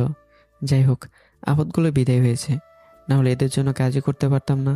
মীরা, তুই এটা কি করলি? জামিনকে এসব বলা তোর একদমই ঠিক হয়নি। কি করব বল, আমার যে রাগ উঠে গেছিল। এখন তাহলে কি করবি? কি আর করব, জামিনকে ধরে নিয়ে সোজা বিয়ে করে নিব। কিভাবে? তুই বুঝবি না, চল। মীরা বাড়িতে এসে কাঁদছে। তার বাবা এত করে প্রশ্ন করলেও মীরার কান্নার কারণটা জানতে পারেনি। কিন্তু কিছুক্ষণ পরে মীরা কাঁদতে কাঁদতে বলতে শুরু করলো, বাবা আমাকেও ধোকা দিয়েছে। মীরার বাবা এবার মীরার মার দিকে তাকিয়ে কিছু বোঝার চেষ্টা করলো। কি বলো মা, তোমাকে কে ধোকা দিবে? বাবা আমারে জামিন ধোকা দিয়েছে। আমি তারে এত ভালোবাসতাম, কিন্তু ও আমাকে ধোকা দিয়েছে। বাবা আমি মরে যাব। মীরার বাবা মা একটু চিন্তায় পড়ে গেল। তারা চুপি চুপি কথা বলে মীরাকে বলল, আচ্ছা জামিন কোথায় এখন? ওর বাসায় চলে গেছে। জামিনকে ছাড়া আমি বাঁচবো না। মীরা এবার খুশি হয়ে চোখের পানি মুছে তার মার ওখানে গিয়ে বলল। মীরা তার বাবা মায়ের আড়ারেই রাইসাকে চোখ টিপে দিল। রাইসা অবাক হয়ে গেল। তার মানে মীরা এতক্ষণ নাটক করছিল। মীরা রাইসার কাছে গিয়ে বলল, ওই রাইসা, জামিনের বাসা কোথায় রে? ও কি চিনবে? না আঙ্কেল, আমি চিনি, আপনাদের নিয়ে যেমনই। তারপর দেখতে দেখতে 2 দিন কেটে গেল। ভালোই চলছে আমার জীবনটা, স্বাধীনভাবে চলছে এখন। সেদিন ভোরবেলায় আমি দোকানে যাচ্ছি, এমন সময় একটা গাড়ি আমার সামনে এসে দাঁড়ালো। কয়েকজন নেমে এলো, মুখে মাস্ক লাগানো। তারা এসে আমার মুখে রুমাল দিয়ে আমাকে অজ্ঞান করে নিল। এরপর আর আমার কিছু মনে নেই। যখন আমার চোখ দুটো খুললাম, তখন আমি আমাকে আবিষ্কার করলাম আমি একটা সুন্দর বাড়িতে শুয়ে রয়েছি। কিন্তু এখানে আমাকে আনলো কে? হঠাৎ 7 জন পুরুষ মহিলা রুমে আসলো। আমি তাদের দেখে চমকে গেলাম, কারণ তারা হলেন আমার বাবা, সৎ মা, মীরার বাবা মা, মীরা, রাইসা, শ্রাবন্তী। আমার চোখ দুইটা ভালো করে কসলালাম, কিন্তু আমি ভুল দেখছি না তো। বাবা সৎ মা কাছে এসে বলল, বাবা আমাদের ক্ষমা করে দিস, তোকে আমরা বুঝতে পারিনি। আরে কি করছো তোমরা? তোমাদের আমি কবে মাফ করে দিয়েছি? মীরা আমার কাছে এসে বলল। তাহলে আমাকেও। তারা সবাই আসলো, আমি এদের সবাইকে ক্ষমা করে দিলাম। আমাদের সম্পর্কটা আবারও স্বাভাবিক হয়ে গেল। বাবা তোমার সাথে মীরা মামনির বিয়ে ঠিক করেছি, তুমি রাজি? আমি থমকে গেলাম। কি বলছে বাবা? আমার সাথে মীরার বিয়ে? আজকে তোদের বিয়েটা দিতে চাই। মীরা মামনি, তুমি জামিনের সাথে কথা বলো কেমন, আমরা বাইরে আছি। বলেই মীরা ছাড়া তারা সবাই চলে গেল। মীরা আমার কাছে আসলো। কি ব্যাপার, এদিকে আসছেন কেন? তোমাকে আদর করতে মন চাইছে, একটু করি। রাখেন আপনার আদর, আগে বলুন আমি এখানে কেন? আমাকে বিয়ে করার জন্য তোমাকে তুলে আনছি। কি? কিন্তু আমি তো আপনাকে বিয়ে করব না। এটা বলে মনে হয় আমি অনেক বড় ভুল করে ফেলেছি। কারণ মীরা যা করলো, মীরা সোজা এসে আমাকে বিছানায় চেপে ধরে আমার উপর উঠে গেল। আমি দরপরে উঠলাম। এই একদম নড়বা না বলছি। আরে কি করছেন, ছাড়ুন আমায়। মীরা আমার উপরে উঠে শক্ত করে আমার গলা চেপে ধরলো। বল, বিয়ে করবি না আমাকে? মীরা আমার গলা চেপে ধরতেই আমি আর কথাই বলতে পারছি না। আমি মাথা নাড়িয়ে হ্যাঁ বললাম। মীরা আমার গলা ছেড়ে দিল। এখন উঠুন আমার উপর থেকে। বলে মীরা দুষ্ট হাসি দিল এবং আমার দিকে এগিয়ে আসতে লাগলো। এই কি করছেন? কিস করছি, একটা কিস করি। দেখেন সারে নামায়, নাহলে কিন্তু আমি বিয়ে করব না। কি বললা? তার মানে তুমিও বিয়েতে রাজি? বলে মীরা আমাকে আষ্টে পিষ্টে জড়িয়ে ধরলো। গালে আমার টুপ করে কিস বসিয়ে দিল মীরা। বিয়ের প্রস্তুতি নিচ্ছি সবাই। বাবা আমাকে বিয়ের পোশাক দিয়ে গেছে একটু আগে। বিয়ের কাজও শেষ হয়ে গেল। বিয়ের কাহিনী বলে নিজেকে আর লজ্জা দেব না। রাতে আমরা আমাদের বাড়িতে এসে বললাম। বাড়িতে এসে দেখি সবাই এসছে। আগের বন্ধুদের দেখতে পেলাম, মনটা উৎফুল্ল হয়ে গেল। সবার সাথে কুশল বিনিময় করলাম, অনেক মজা করলাম সবার সাথে। রাত 10টার সময় আমি আমার রুমের সামনে দাঁড়িয়ে আছি, আর আমার সাথে আমার বন্ধুরাও। এক বন্ধু বলল, দোস্ত ভাবিরে কষ্ট দিস না। শালা যা এখান থেকে, তোরা দোয়া করিস, বাসর ঘরে যাচ্ছি। অভিরাম দোয়া তোর জন্য। আমি আমার রুমে ঢুকলাম। মীরা এসে আমাকে সালাম করলো। এই দরজা বন্ধ করে আসো। আমি দরজাটা বন্ধ করে আসলাম। মীরা আমার হাত ধরে বলল, চলো আমরা নতুন জীবন শুরু করছি, এখন নামাজ পড়ে আসি। আমি কিছু বললাম না। আমরা ফ্রেশ হয়ে উজু করে নিলাম। তারপর আমরা নামাজ পড়লাম। এবার কিন্তু আমরা বাসর করব। বাসরটা আবার কি? আসো বুঝায় দেই। আমারে বোঝাতে হবে না, ঘুমান এখন। বলে আমি বিছানায় এসে শুয়ে পড়লাম।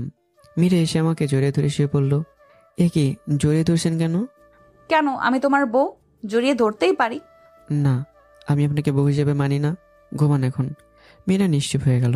হঠাৎ কান্নার আওয়াজ আসছে।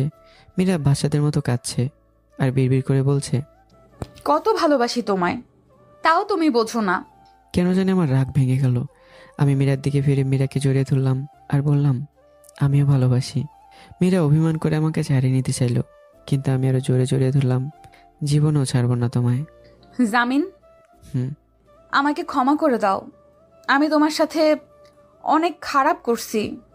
কে বলেছে তুমি করেছো? সব তো করেছো এই রাইসা। ওই শাকচুন্নি আমাকে সব শিখিয়ে দিয়েছে। থাক, বুঝেছি, এবার আসো। কোথায়? ওমা, বাসর করবা না? মীরা লজ্জায় আমার বুকে মুখ লুকালো আর নরম কণ্ঠে বলল, আমি তো রাজি। তারপর আমি মীরার কপালে আলতো করে একটা কিস করলাম। তারপর থাক, আর না বলাই ভালো। পরিশেষে পূর্ণতা পেল মীরার ভালোবাসা। তো বন্ধুরা, গল্পটি এখানেই শেষ হলো। কেমন হয়েছে কমেন্ট করবেন। নতুন গল্পে আবারও দেখা হচ্ছে। ভালো থাকবেন, সুস্থ থাকবেন। নতুন বছরের অগ্রিম শুভেচ্ছা। আল্লাহ হাফেজ।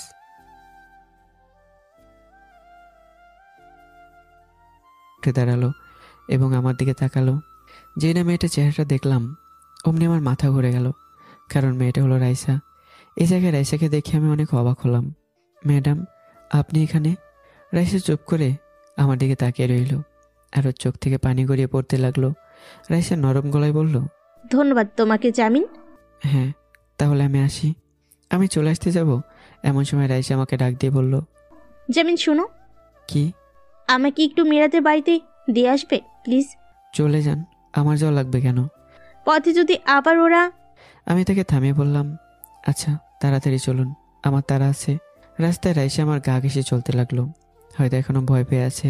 রাতটা অন্ধকার, চাঁদ নেই আকাশে, তবুও কয়েকটি অবাধ্য তারাগুলো ঘুরে বেড়াচ্ছে আকাশে। জামিন, আই এম সরি।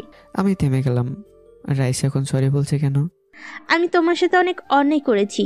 তোমাকে নিজের বাড়ি থেকে বের করে দিয়েছি, তারপর মীরাদের বাড়ি থেকেও বের করে দিয়েছি। তোমাকে মীরার কাছে ছোট করেছি। আই এম সরি জামিন, প্লিজ আমাকে ক্ষমা করে দাও। তাড়াতাড়ি চলেন, আমার তাড়া আছে। রাইসা থেমে গেল আর বলল, ক্ষমা না করলে কিন্তু এখান থেকে আমি যাব না। না গেলে আমার কি? বলে আমি হাঁটতে লাগলাম। রাইসাকে পেছনে ফেলে এসেছি, কিন্তু কিছুক্ষণ পরেই রাইসা দৌড়ে এসে আমার হাত ধরে হাঁপাতে লাগলো। কি, এলেন কেন? আমার না ভয় লাগছে। ভয় ছাড়ুন, এবার চলুন তাড়াতাড়ি। এবার রাইসা কোনো কথা বলল না। মীরাদের বাড়ির গেটে এসে পড়েছি। রাইসা মীরার বাড়িতে যেতে লাগলো, কিন্তু আবার আমার কাছে এসে বলল, মীরা কিন্তু তোমাকে অনেক ভালোবাসে। রাইসার কথা শুনে আমি থমকে গেলাম। এটা কি বলে গেল? মীরা আমাকে ভালোবাসে? এটা আমি হেসে উড়িয়ে দিলাম। তাদের সাথে আর কথাই বলা যাবে না, এতে নিজেরই ক্ষতি। আমি হেঁটে হেঁটে ফুটপাতে এসে ঘুমালাম। অন্যদিকে মীরা একা একা বেলকনিতে বসে রয়েছে।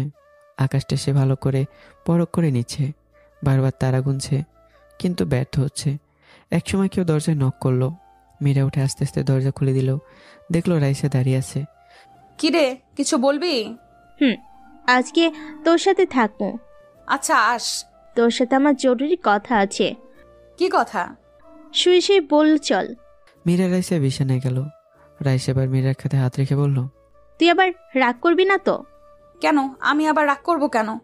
না, আমি এখন যেটা বলবো আমার মনে হয় তুই একটু পর আমাকে মেরেই ফেলবি। দেখ রাইসা, সোজা করে বল। মীরা, আমি না আজকে শেষ হয়ে যেতাম। কেন? কয়েকটা ছেলে আমাকে রেপ করতে চেয়েছিল, বুঝেছিস? পরে জামিন এসে আমাকে বাঁচিয়েছে। আমার নাম শুনে মীরা চমকে উঠল। মনে পড়ে গেল অতীতের কথা। তোকেও বাঁচাবে কেন? শোন মীরা, আমাকে ক্ষমা করে দিস। জামিন অনেক ভালো। ওরে নিয়ে যে কথাগুলো তোরে বলেছিলাম তা সবই মিথ্যে। মীরার হৃদস্পন্দন থমকে গেল। হা করে রাইসার দিকে তাকিয়ে আছে।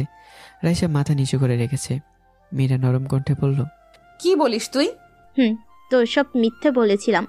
মীরার চোখ বেয়ে পানি পড়তে লাগলো। তার বুকটা ফেটে যাচ্ছে এই মুহূর্তে। চিৎকার দিয়ে বলল, রাইসা, কি বললি তুই? রাইসা ভয়ে চুপ হয়ে গেল এবং ভয়ে ভয়ে বলল, আমি ওর সাথে অনেক অন্যায় করেছি। মিথ্যে অভিযোগে তাকে তার বাড়ি থেকে বের করেছি, তারপর তোদের বাড়ি থেকেও। হ্যাঁ, জামিন আমার খালার সৎ ছেলে। তাকে আমি অনেক আগে থেকে চিনি। ও অনেক ভালো, তবু কেন জানি প্রথম থেকেই তাকে অনেক অপমান করে আসছি, তারপরও ও কিচ্ছু বলে নাই। তুই আমায় ক্ষমা করে দিস মীরা। মীরা নিশ্চুপ হয়ে গেল, মুখ দিয়ে কোনো কথাই ফুটছে না। অন্যদিকে আমি সকাল সকালে উঠে গেলাম। আমাকে যে কাজে যেতে হবে, রাস্তার একটা কল থেকে ফ্রেশ হয়ে নিলাম এবং তাড়াতাড়ি করে দোকানে চলে আসলাম। দেরি হলো কেন তোমার? চাচা, উঠতে একটু দেরি হয়ে গেল। আচ্ছা, দোকানে বসো, আমি বাড়িতে যাব। চাচা, একটা কথা বলি। কি কথা? এই যে দোকানের সব দায়িত্ব আমাকে দিয়ে যাচ্ছেন, আমি যদি এই সুযোগটা ব্যবহার করি। তুমি করবে না? তোমার প্রতি আমার পূর্ণ বিশ্বাস আছে। আমি কালকে তোমাকে রেখে যখন নামাজ পড়তে গিয়েছিলাম তখনই আমি দেখেছি তোমার সততা। কিভাবে দেখলেন? ওই যে দেখো। চাচা আমাকে আঙ্গুল দিয়ে সিসি ক্যামেরা দেখালেন। চাচা একগাল হেসে দিলেন। ওখানে থেকে দেখছি। তা তুমি কাজ করো, আমি যাই, তোমার খাবার পাঠিয়ে দিমুনি। আচ্ছা চাচা যান। আমি অনেক খুশি হলাম। চাচা অনেক ভালো একজন মানুষ, দেখেই বোঝা যায়। আমি এক মনে কাজ করতে থাকলাম। এমন সময় কে বলে উঠল, জামিন আমাকে একটা আইসক্রিম কিনে দাও তো। মীরার কণ্ঠ পেয়ে আমি চমকে গেলাম। দোকানের সামনে তাকালাম, দেখলাম মীরার রাইসা দাঁড়িয়ে রয়েছে। আমি কিছু না ভেবে বললাম, কোনটা নেবেন ম্যাম? তোমার ইচ্ছে। বলে মীরা মুচকে হাসি দিল। রাইসা তো মীরাকে কি জানি শিখিয়ে দিচ্ছিল। দেখেন কোনটা নেবেন বলেন, নয়তো অন্য দোকানে যান। তুমি এখনো রাগ করে আছো? আমি না অনেক সরি। বাচ্চামি কণ্ঠে বলল মীরা। রাইসা হেসে উঠল এবং বলল, দুলাভাই, আপুর সাথে এমনি কথা বলছেন কেন? দুলাভাই শুনে আমার হালকা রাগ উঠে গেল। জানতো এখান থেকে। মীরা এসে আমার হাত ধরে বলতে লাগলো, আমি সরি, প্লিজ আমাকে ক্ষমা করে দাও। আমি মীরার থেকে টান মেরে আমার হাতটা ছাড়িয়ে নিলাম। জানতো এখান থেকে, আমাকে কাজ করতে দেন। না আমি যাব না, এই বসলাম। এই রাইসা বস। বলে মীরা রাইসা দোকানের সামনে থাকা চেয়ারে বসে গেল। তাতে আমার কি, যত খুশি ওরা বসে থাকুক, আমি আমার নিজের মতো মালামাল বিক্রি করতে লাগলাম। হঠাৎ কে বলে উঠল, এই যে আমাকে 1 কেজি আটা দেন তো। আমি সামনে তাকালাম, দেখলাম মায়া দাঁড়িয়ে আছে দোকানের সামনে। মায়া আমাকে দেখা মাত্রই বলল, তুই এখানে? মীরা আর রাইসা আমার দিকে হা হয়ে তাকিয়ে আছে। আমি মায়াকে বললাম, ম্যাম একটু অপেক্ষা করুন, আমি আনছি। আমি আটা আনতে গেলাম। এদিকে মায়া ভাবছে, ছেলেটা তো কথা বলতে পারে না, তাহলে কথা কে বলল? কথাগুলো শুনলাম তো ছেলেটার কাছ থেকে। যাক, ভালোই হয়েছে। আমি আটা এনে মায়ের হাতে দিলাম। মায়া উৎসুক দৃষ্টিতে আমার দিকে তাকিয়ে আছে। এই যে ম্যাম, আটা তো পড়ে যাবে। এখন মায়ের হুঁশ ফিরল এবং আটার টাকা দিয়ে বলল, তোমার নাম কি? মায়া আমাকে তুমি করে বলাতে হয়তো মীরা রাগ হচ্ছে, তা মীরার চেহারা দেখে বোঝা যাচ্ছে জামিন। ও, তোমার চেহারাটার মতো, কিন্তু তোমার নামটাও অনেক সুন্দর। তো আমার নাম জিজ্ঞেস করবে না? জিজ্ঞেস করতে হবে কেন? আমি তো জানি। তুমি জানো কি নাম আমার? মায়া খুশি হয়ে বলল। এদিকে মীরা রেগে একদম ফায়ার। রাইসা কোনো রকমে মীরাকে ধরে রেখেছে। আমি মুচকি হাসি দিয়ে মায়াকে বললাম, আপনার নাম মায়া, আর আপনার চেহারাটা অনেক মায়াবী, একদম সবার মনের মায়াবতী। বলে আমি একটা মুচকি হাসি দিলাম। মায়া এবার তার মাথায় হাত রেখে বলল, আল্লাহ গো, এমন হাসি আর দিও না গো তুমি। এবার কিন্তু সত্যি প্রেমে পড়ে যাব। মীরা তো রেগে তার রং পাল্টে ফেলেছে। না পারছে কিছু বলতে, আর না পারছে সইতে। আচ্ছা ম্যাডাম, এবার ভালোভাবে বাড়ি গিয়ে আটা খান, যান। আচ্ছা ভাই, কিন্তু কাল বিকেলে আমাদের বাড়িতে যেও। বাবার কার্ড তো তোমার কাছে আছেই, তাই না? আচ্ছা, সময় পেলে যাব। আসবা কিন্তু। আচ্ছা বাবা, আসবো।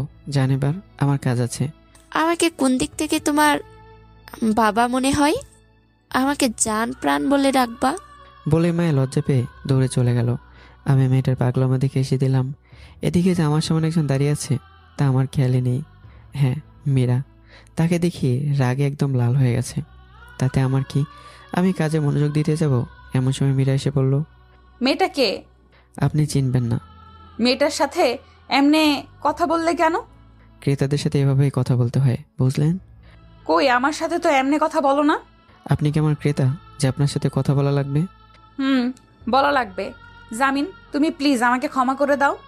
জানতো এখান থেকে, আমি তো আবার লুচ্চা আপনাদের যদি কিছু করে নেই। আমি এটা বলার সাথে সাথে মীরা এসে আমার মুখ চেপে ধরল। তুই নিজেকে কি মনে করিস? হ্যাঁ, লুচ্চা কোথাকার। বলে মীরা চলে গেল। তার পেছনে রাইসাও গেল। যাই হোক, আপদগুলো বিদায় হয়েছে, না হলে এদের জন্য কাজই করতে পারতাম না। মীরা, তুই এটা কি করলি? জামিনকে এসব বলা তোর একদমই ঠিক হয়নি। কি করব বল, আমার যে রাগ উঠে গেছিল। এখন তাহলে কি করবি? কি আর করব, জামিনকে ধরে নিয়ে সোজা বিয়ে করে নিব। কিভাবে? তুই বুঝবি না, চল। মীরা বাড়িতে এসে কাঁদছে। তার বাবা এত করে প্রশ্ন করলেও মীরার কান্নার কারণটা জানতে পারেনি। কিন্তু কিছুক্ষণ পরে মীরা কাঁদতে কাঁদতে বলতে শুরু করলো, বাবা, আমাকেও ধোকা দিয়েছে। মীরার বাবা এবার মীরার মার দিকে তাকিয়ে কিছু বোঝার চেষ্টা করলো। কি বলো মা, তোমাকে কে ধোকা দিবে? বাবা, আমারে জামিন ধোকা দিয়েছে। আমি তারে এত ভালোবাসতাম, কিন্তু ও আমাকে ধোকা দিয়েছে। বাবা আমি মরে যাব। মীরার বাবা মা একটু চিন্তায় পড়ে গেল। তারা চুপি চুপি কথা বলে মীরাকে বলল, আচ্ছা জামিন কোথায় এখন? ওর বাসায় চলে গেছে। জামিনকে ছাড়া আমি বাঁচবো না। মীরা এবার খুশি হয়ে চোখের পানি মুছে তার মার ওখানে গিয়ে বলল। মীরা তার বাবা মায়ের আড়ারেই রাইসাকে চোখ টিপে দিল। রাইসা অবাক হয়ে গেল। তার মানে মীরা এতক্ষণ নাটক করছিল। মীরা রাইসার কাছে গিয়ে বলল, ওই রাইসা, জামিনের বাসা কোথায় রে? ও কি চিনবে? না আঙ্কেল, আমি চিনি, আপনাদের নিয়ে যেমনই। তারপর দেখতে দেখতে 2 দিন কেটে গেল। ভালোই চলছে আমার জীবনটা, স্বাধীনভাবে চলছে এখন। সেদিন ভোরবেলায় আমি দোকানে যাচ্ছি, এমন সময় একটা গাড়ি আমার সামনে এসে দাঁড়ালো। কয়েকজন নেমে এলো, মুখে মাস্ক লাগানো। তারা এসে আমার মুখে রুমাল দিয়ে আমাকে অজ্ঞান করে নিল। এরপর আর আমার কিছু মনে নেই। যখন আমার চোখ দুটো খুললাম, তখন আমি আমাকে আবিষ্কার করলাম আমি একটা সুন্দর বাড়িতে শুয়ে রয়েছি। কিন্তু এখানে আমাকে আনলো কে? হঠাৎ 7 জন পুরুষ মহিলা রুমে আসলো। আমি তাদের দেখে চমকে গেলাম, কারণ তারা হলেন আমার বাবা, সৎ মা, মীরার বাবা মা, মীরা, রাইসা, শ্রাবন্তী। আমার চোখ দুইটা ভালো করে কষলালাম, কিন্তু আমি ভুল দেখছি না তো।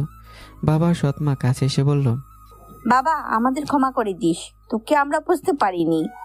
আরে কি করছো তোমরা? তোমাদের আমি কবে মাফ করে দিয়েছি? মীরা আমার কাছে এসে বলল। তাহলে আমাকেও। তারা সবাই আসলো, আমি এদের সবাইকে ক্ষমা করে দিলাম। আমাদের সম্পর্কটা আবারও স্বাভাবিক হয়ে গেল। বাবা তোমার সাথে মীরা মামুনি বিয়ে ঠিক করেছে, তুমি রাজি? আমি থমকে গেলাম। কি বলছে বাবা? আমার সাথে মীরার বিয়ে? আজকে তোদের বিয়েটা দিতে চাই। মীরা মামনি, তুমি জামিনের সাথে কথা বলো কেমন, আমরা বাইরে আছি। বলেই মীরা ছাড়া তারা সবাই চলে গেল। মীরা আমার কাছে আসলো। কি ব্যাপার, এদিকে আসছেন কেন? তোমাকে আদর করতে মন চাইছে, একটু করি। রাখেন আপনার আদর, আগে বলুন আমি এখানে কেন? আমাকে বিয়ে করার জন্য তোমাকে তুলে আনছি। কি? কিন্তু আমি তো আপনাকে বিয়ে করব না। এটা বলে মনে হয় আমি অনেক বড় ভুল করে ফেলেছি। কারণ মীরা যা করলো, মীরা সোজা এসে আমাকে বিছানায় চেপে ধরে আমার উপর উঠে গেল। আমি দরপরে উঠলাম। এই একদম নড়বা না বলছি। আরে কি করছেন, ছাড়ুন আমায়। মীরা আমার উপরে উঠে শক্ত করে আমার গলা চেপে ধরলো। বল, বিয়ে করবি না আমাকে? মীরা আমার গলা চেপে ধরতেই আমি আর কথাই বলতে পারছি না। আমি মাথা নাড়িয়ে হ্যাঁ বললাম। মীরা আমার গলা ছেড়ে দিল। এখন উঠুন আমার উপর থেকে। বলে মীরা দুষ্ট হাসি দিল এবং আমার দিকে এগিয়ে আসতে লাগলো। এই কি করছেন? কিস করছি, একটা কিস করি। দেখেন সারে নামায়, নাহলে কিন্তু আমি বিয়ে করব না। কি বললাম? তার মানে তুমিও বিয়েতে রাজি? বলে মীরা আমাকে আষ্টে পিষ্টে জড়িয়ে ধরলো। গালে আমার টুপ করে কিস বসিয়ে দিল মীরা। বিয়ের প্রস্তুতি নিচ্ছি সবাই। বাবা আমাকে বিয়ের পোশাক দিয়ে গেছে একটু আগে। বিয়ের কাজও শেষ হয়ে গেল। বিয়ের কাহিনী বলে নিজেকে আর লজ্জা দেব না। রাতে আমরা আমাদের বাড়িতে এসে বললাম। বাড়িতে এসে দিকে সবাই এসছে। আগের বন্ধুদের দেখতে পেলাম, মনটা উৎফুল্ল হয়ে গেল। সবার সাথে কুশল বিনিময় করলাম, অনেক মজা করলাম সবার সাথে। রাত 10টার সময় আমি আমার রুমের সামনে দাঁড়িয়ে আছি, আর আমার সাথে আমার বন্ধুরাও। এক বন্ধু বলল, দোস্ত ভাবিরে কষ্ট দিস না। শালা যা এখান থেকে, তোরা দোয়া করিস, বাসর ঘরে যাচ্ছি। অভিরাম দোয়া তোর জন্য। আমি আমার রুমে ঢুকলাম। মীরা এসে আমাকে সালাম করলো। এই দরজা বন্ধ করে আসো। আমি দরজাটা বন্ধ করে আসলাম। মীরা আমার হাত ধরে বলল, চলো আমরা নতুন জীবন শুরু করছি, এখন নামাজ পড়ে আসি। আমি কিছু বললাম না। আমরা ফ্রেশ হয়ে উজু করে নিলাম, তারপর আমরা নামাজ পড়লাম। এবার কিন্তু আমরা বাসর করব। বাসরটা আবার কি? আসো বুঝাই দেই। আমারে বোঝাতে হবে না, ঘুমান এখন। বলে আমি বিছানায় এসে শুয়ে পড়লাম। মীরা এসে আমাকে জড়িয়ে ধরে শুয়ে পড়ল। এ কি, জড়িয়ে ধরছেন কেন? কেন, আমি তোমার বউ, জড়িয়ে ধরতেই পারি। না, আমি আপনাকে বউ হিসেবে মানি না, ঘুমান এখন। মীরা নিশ্চুপ হয়ে গেল। হঠাৎ কান্নার আওয়াজ আসছে। মীরা বাচ্চাদের মতো কাঁদছে আর বিড়বিড় করে বলছে, কত ভালোবাসি তোমায়, তাও তুমি বোঝো না। কেন জানি আমার রাগ ভেঙে গেল। আমি মীরার দিকে ফিরে মীরাকে জড়িয়ে ধরলাম আর বললাম, আমিও ভালোবাসি। মীরা অভিমান করে আমাকে ছাড়িয়ে নিতে চাইল, কিন্তু আমি আরো জোরে জড়িয়ে ধরলাম। জীবনেও ছাড়বো না তোমায়। জামিন, আমাকে ক্ষমা করে দাও। আমি তোমার সাথে অনেক খারাপ করছি। কে বলেছে তুমি করেছো? সব তো করেছো রাইসা। ওই শাকচুন্নি আমাকে সব শিখিয়ে দিয়েছে। থাক, বুঝেছি, এবার আসো। কোথায়? ওমা, বাসর করবা না? মীরা লজ্জায় আমার বুকে মুখ লুকালো আর নরম কণ্ঠে বলল, আমি তো রাজি। তারপর আমি মীরার কপালে আলতো করে একটা কিস করলাম। তারপর থাক, আর না বলাই ভালো। পরিশেষে পূর্ণতা পেল মীরার ভালোবাসা। তো বন্ধুরা, গল্পটি এখানেই শেষ হলো। কেমন হয়েছে কমেন্ট করবেন। নতুন গল্পে আবারও দেখা হচ্ছে। ভালো থাকবেন, সুস্থ থাকবেন। নতুন বছরের অগ্রিম শুভেচ্ছা। আল্লাহ হাফেজ।